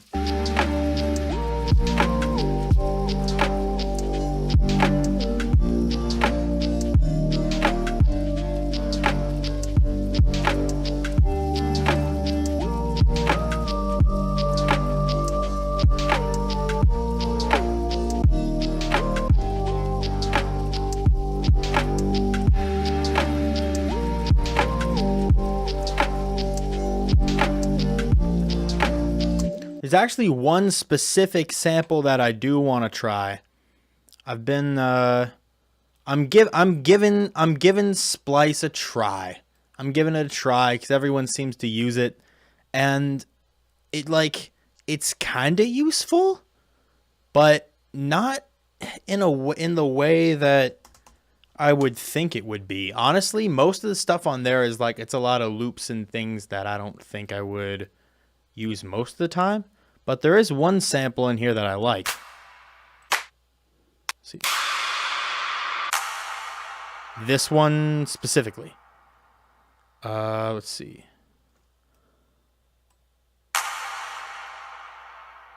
It's a nice clap sound. Well, mainly I just like it for the tail. I don't know what it's from. Button masher? It's just kind of clean, you know what I'm saying?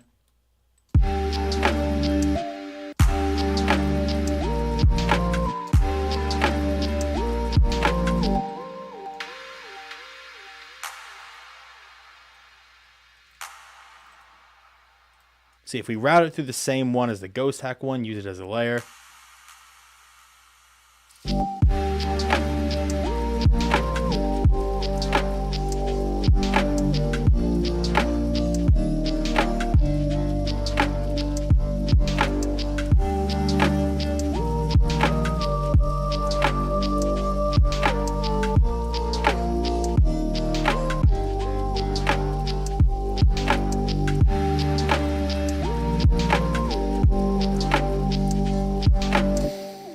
Occasional robot voice. Oh, yeah. It goes, yeah. I can make the yeah kind of voice, you know what I'm saying? I made a table specifically for that. This isn't the first pack I ever made for Ghosthack. Next gen presets for Serum. Let's see. Here we are. It's called 32 harmonic because I wanted to go like this. But this wavetable works great for like I basses.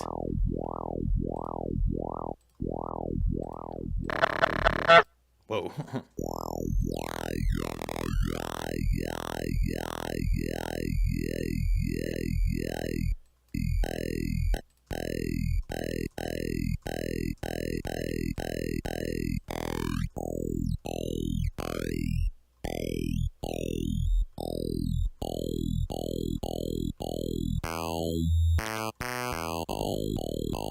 That was a lot of honks. Try the lead plus 1 octave for the B section. That's going to be pretty high.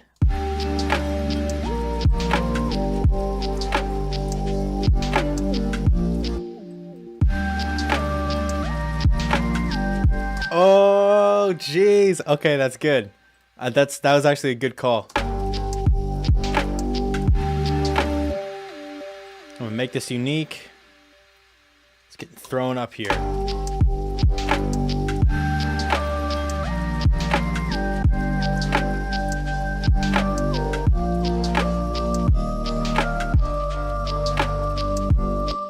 But a funk bass line over top, well, that would kind of be against the genre rules. I can't add like a funky bass line. This is digital music.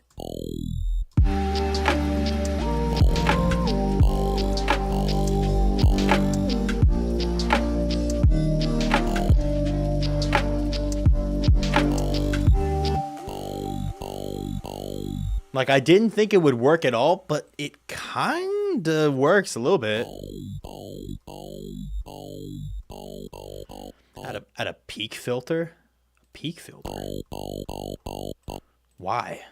Oh, I can't even do that here. I'd have to do that post. I feel like... Are you talking like a...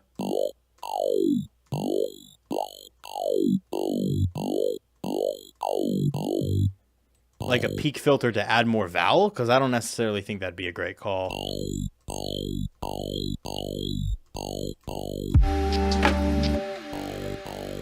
Oh, with a chorus.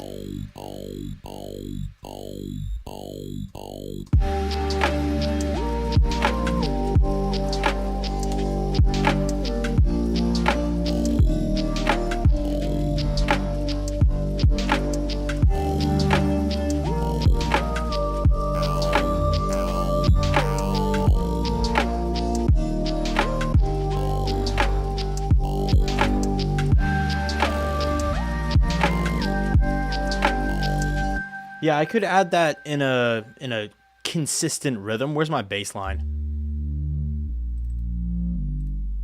Here it is.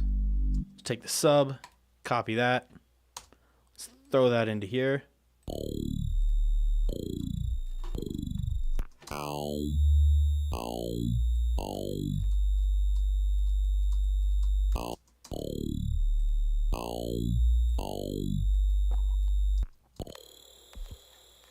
Whoa.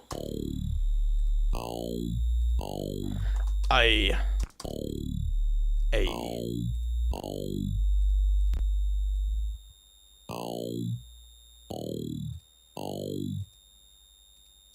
I might add like verb if there's room.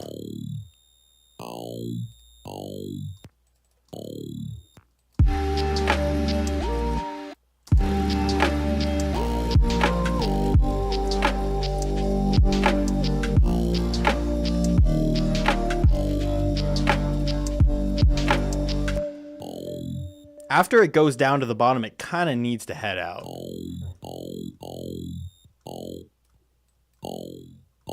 So I'll do that.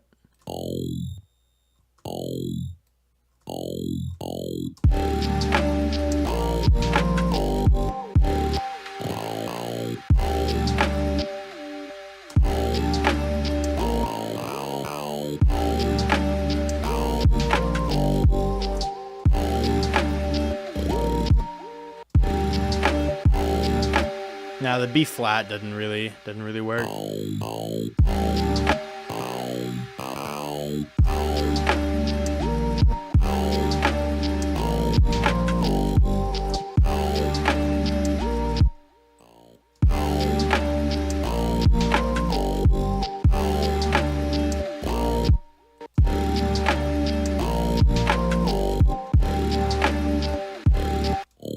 Can I make this stereo, nice and stereo?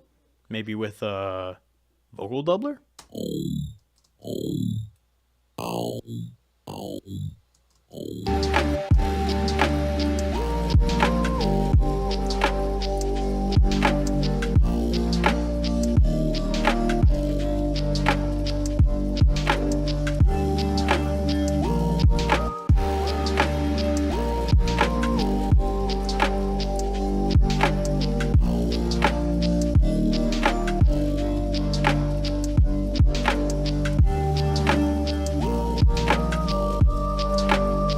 I don't know about this one. This is strange. Like, I kind of like it, but I kind of don't. Kind of like it. It's like a baby zombie. Is that what a baby zombie sounds like?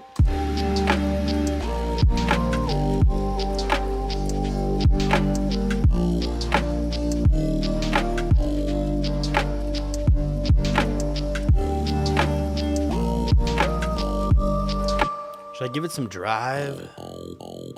Or modulate the dry knob? I don't know about that. 36%. Oh, that is a little bit better. That's a lot more subtle. I think I like that.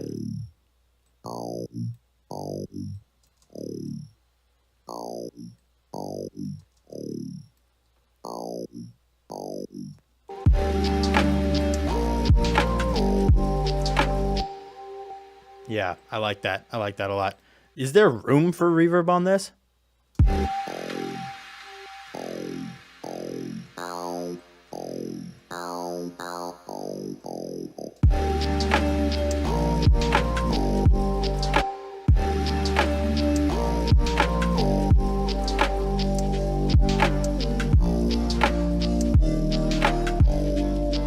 I think I especially like this one when the kick hits and it sidechains.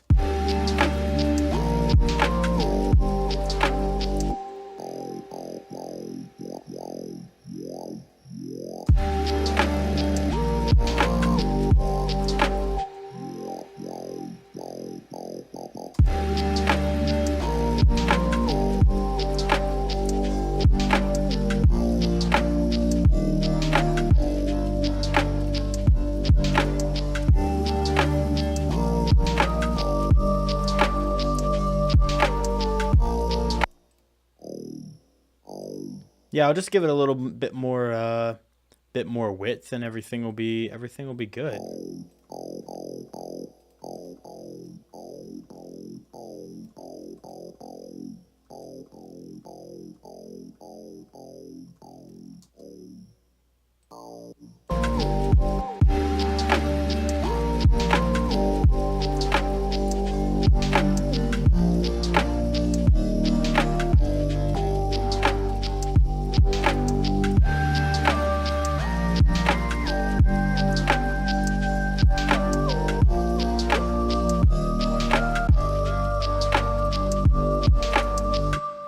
Yeah, I like that. I like that a lot. Let me see if I can get my favorite sample.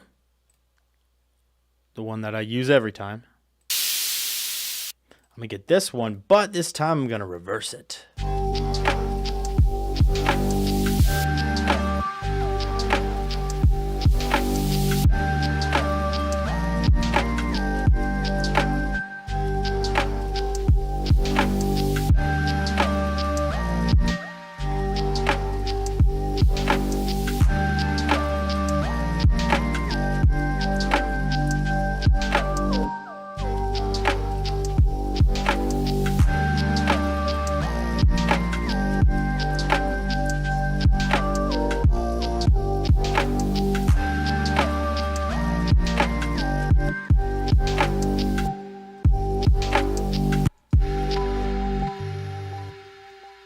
Where's the sub bass? The sub bass is around here somewhere.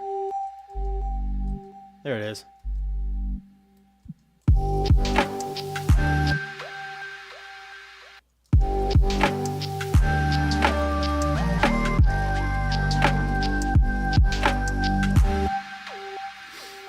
Nice. Maybe compress it so it doesn't stand out on the higher notes.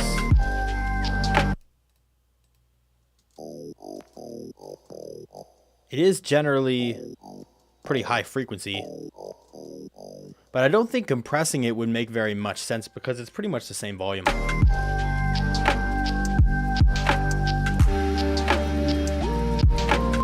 Okay, cool. All right, so we have this. You know what I'd love to add? If I had vocals to add to this, that would be great. Like if I had vocals that I know would fit this vibe, it would be awesome to add vocals. Something like psychedelic, something really spacey, that would be really cool.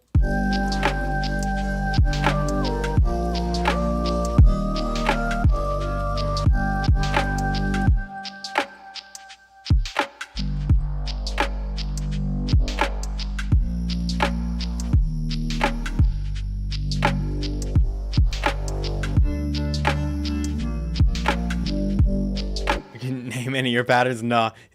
Listen, I'll name my mixer tracks sometimes.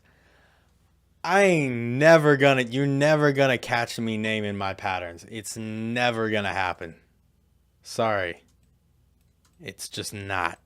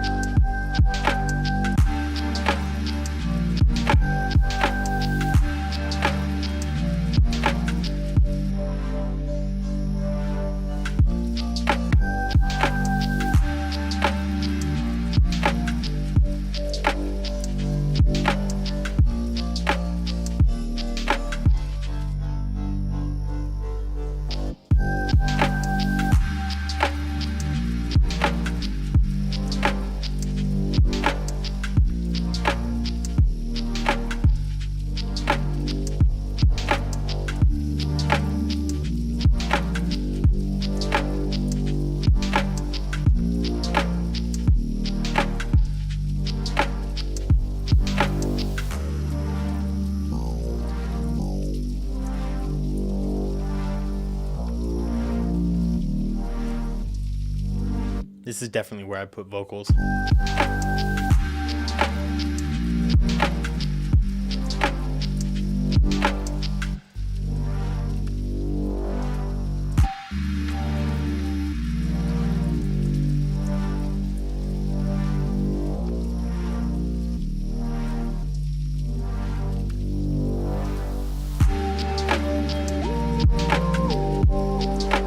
Let me throw in a real simple riser. Can I just use an FL Studio riser?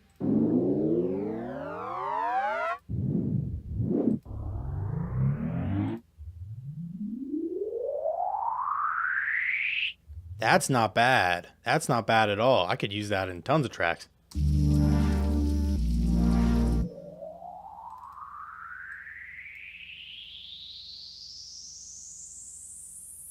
It's so high frequency, God.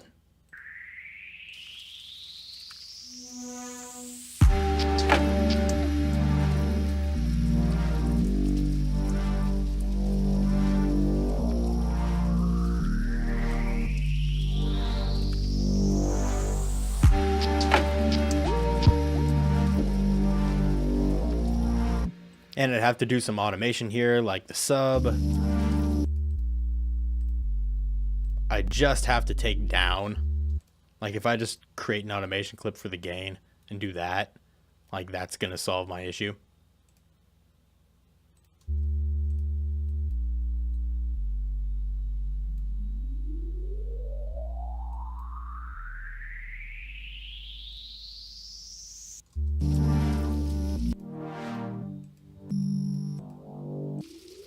And then this rain,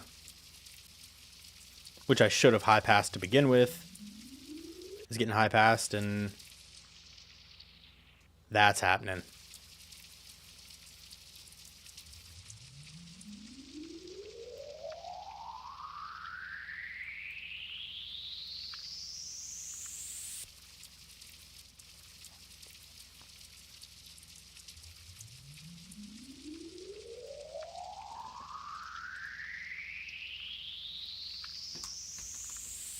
I'll throw these down here. And I'm going to make sure that the beginning of the track...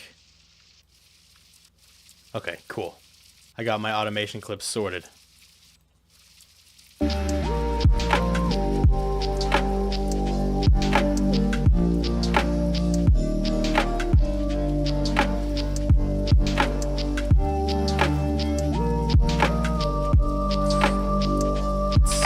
Okay, needs an open hi-hat.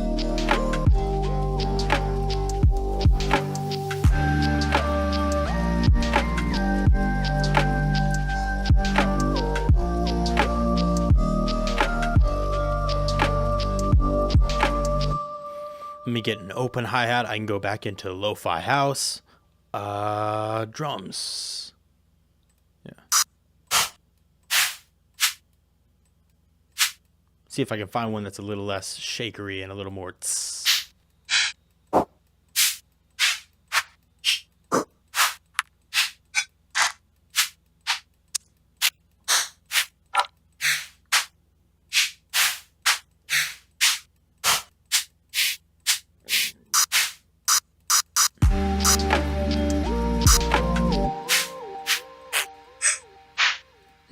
Nah, none of those. Like those are pretty cool, but not exactly what I'm looking for. So I will take, where can I get an open hi-hat? Just a general open hi-hat, maybe like maybe in a freebie. Yeah. Yeah, that sounds pretty digital.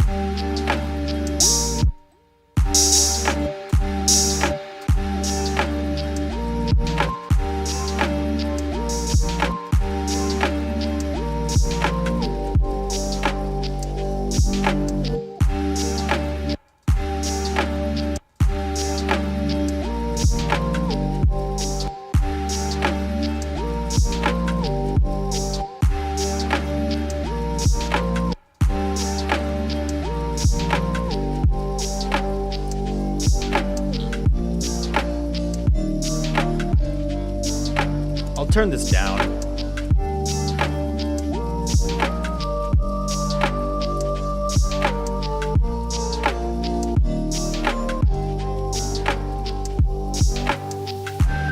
Okay, what else is going into 8? I didn't label my channels. Oh yeah, that clap is going into 8. This would be clap 2. We'll add a little bit of delay to this.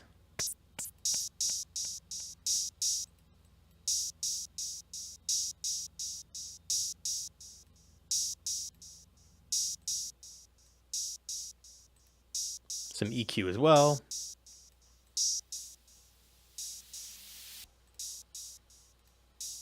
Actually, you know what? I'm going to cut the very high end. This is lo-fi, to be fair.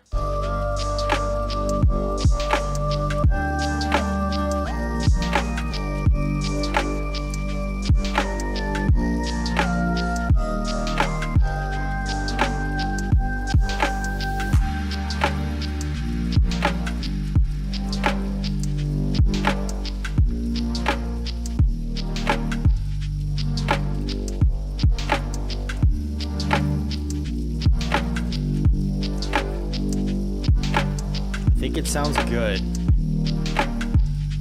And then a little breakdown.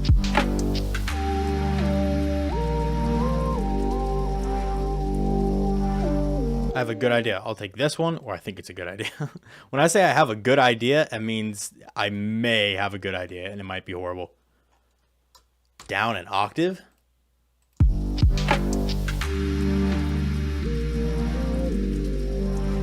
Oh, that's good.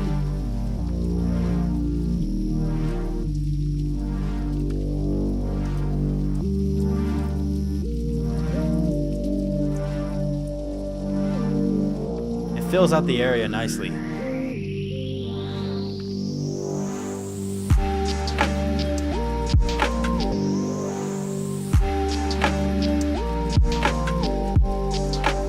It might just be me, but the kick seems really bassy.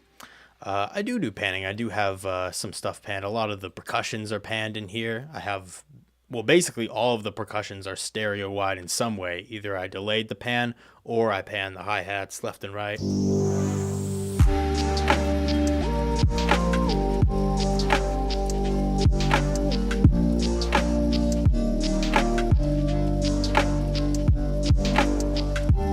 Let me check Maximus. Let's look at the low end.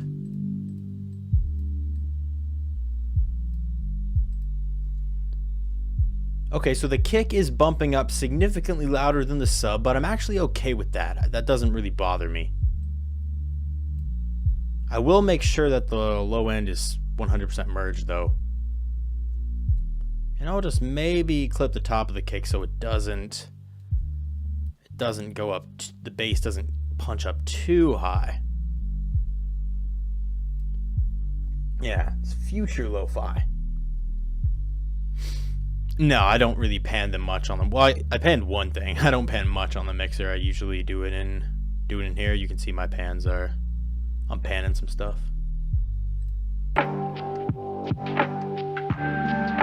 Okay, the mid and the snare is peaking a lot, so I can round that off.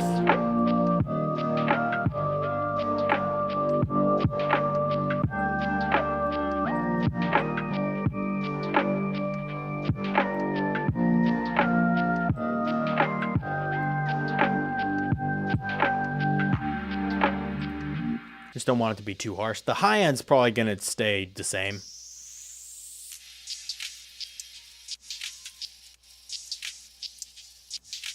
Yeah, that's perfectly fine. And then in the master,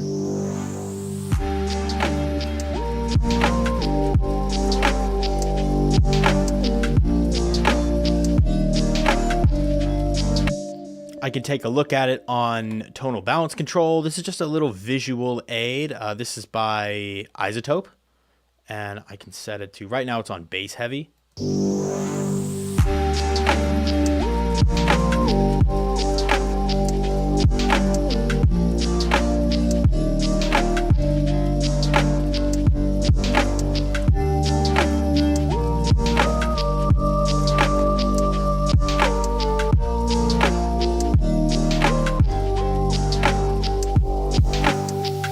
So you can see we're lacking a little bit of high end in there. I'm not too worried about that because it's lo-fi.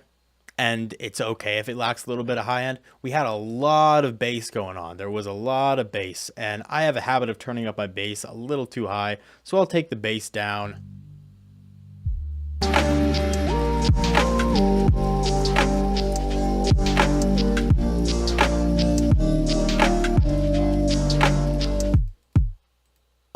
And I'll make sure that this kick is not too heavy in the mid region.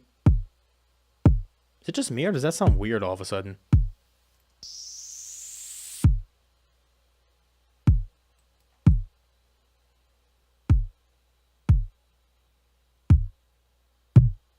There's like a... Oh, there was a resonant frequency in there somewhere. There we go.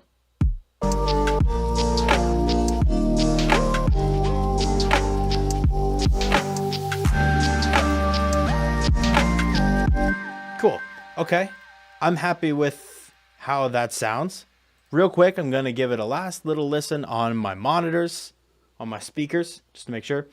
There's a melody that kind of sounds like a Jurassic Park theme. Da da da da da da da da da da da da da da da da. I think there's one part in the chords where it kind of sounds like that. You know what I'm saying? So I totally get that. But real quick, let me give this a listen. I'm going to mute my mic so it doesn't feedback.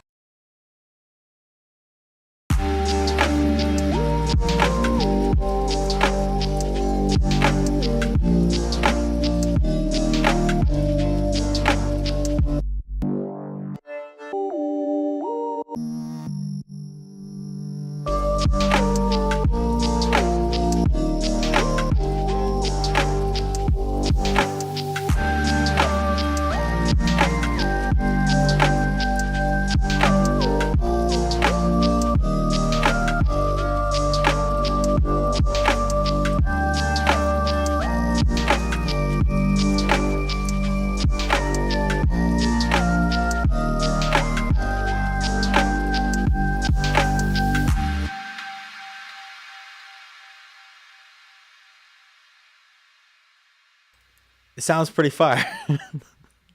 So I always forget to unmute. It sounds pretty good. I like it a lot. I think it sounds really good. There's a lot of stuff going on the low end, so there'd be some other stuff I want to control there. I do want to take a look, one last look at this. Because I like it a lot, but it could use a little more life if I just turn up the vibrato slightly.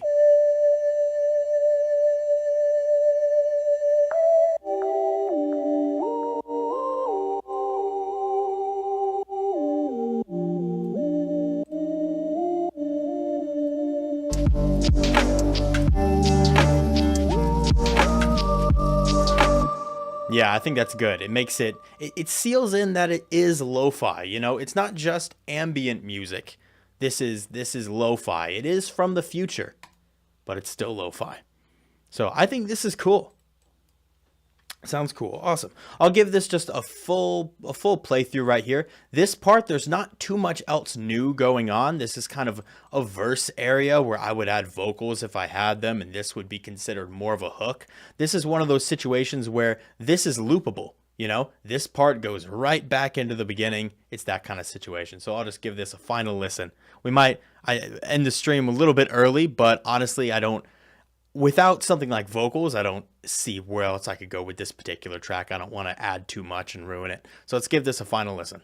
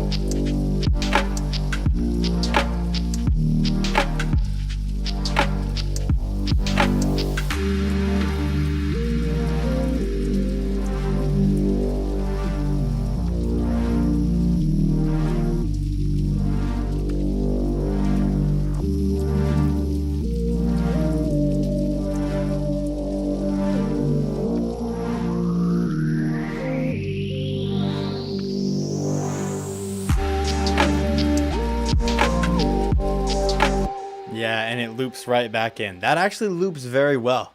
It loops very well. As far as arrangement goes, for a lo-fi track, most of the lo-fi tracks that I make don't tend to extend beyond like 2 minutes. So I don't know, if I were to arrange it, it would probably, I don't know, only go to about that much more. Like maybe I'd take this, put this over here, or maybe I'd double this up. I'd loop it over again, and then there's just like rain in the beginning, and then I'd probably use these chords, or do some of that, have the subtle melody in the beginning.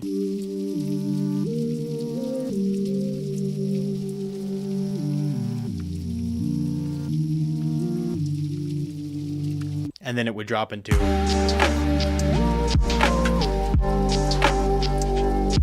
or maybe I'd bring in this for a moment. Where's these right here?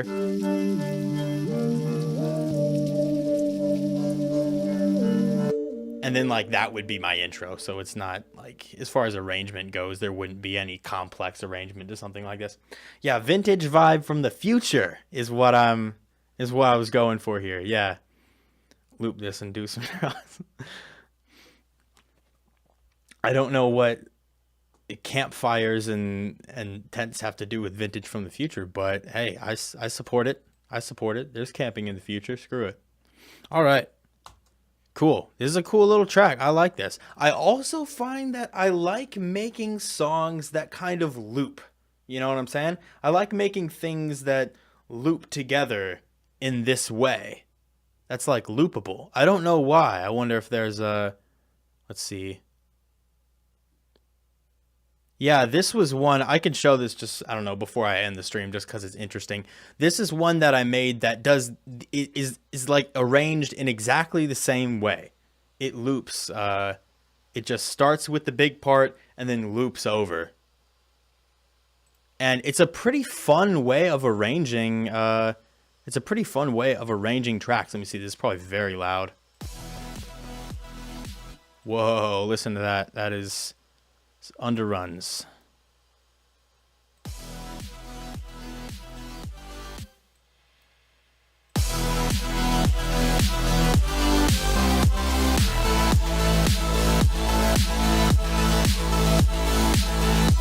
But you start out with like the big part, and then it just immediately from there goes down.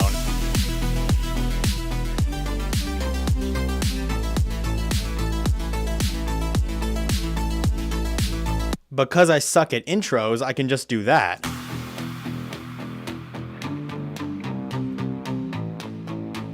And then just make changes from there. And it's so much easier to write the track. I'm thinking like I might make all of my tracks like that in the future, and then I'll just deal with the intro last.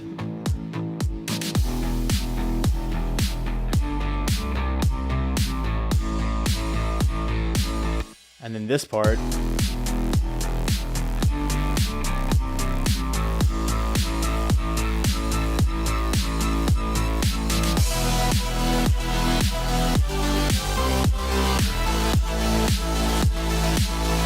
There'd be more risers and it just all loop back around. It's like a constant way. I think it's a really fun way of organizing tracks. You know, it might not be the most practical, but for me, it helps me be the most creative. So like, that's kind of the way that I do it. Next stream is going to be next Sunday. We stream every Sunday. Every Sunday. It smells like Team Spirit. We're a synthwave track. It does. In a way, yeah, I could see that. That makes sense. Anyway, cool. So sorry this stream wasn't quite as long as it usually is, but hey, you know, I get done with the project when I get done with the project. That's just how it goes. I don't want to ever force it too much. You know what I'm saying? That isn't good for the track. It isn't good for the track to force things on it if they're not worthy. So thank you guys so much for coming by and hanging out and being with me to make this track. Future lo-fi is a really interesting genre. It seems to be a lot of fun. It's definitely not what I normally do, but I like it. Another submission stream. Maybe not next week, but we're still gonna do those regularly. You know, we're still gonna keep those coming. Those aren't gonna those aren't going to end. So you can keep an eye out for that. So thank you guys so much for coming out. I appreciate you. Have a good Sunday. Y'all are the best.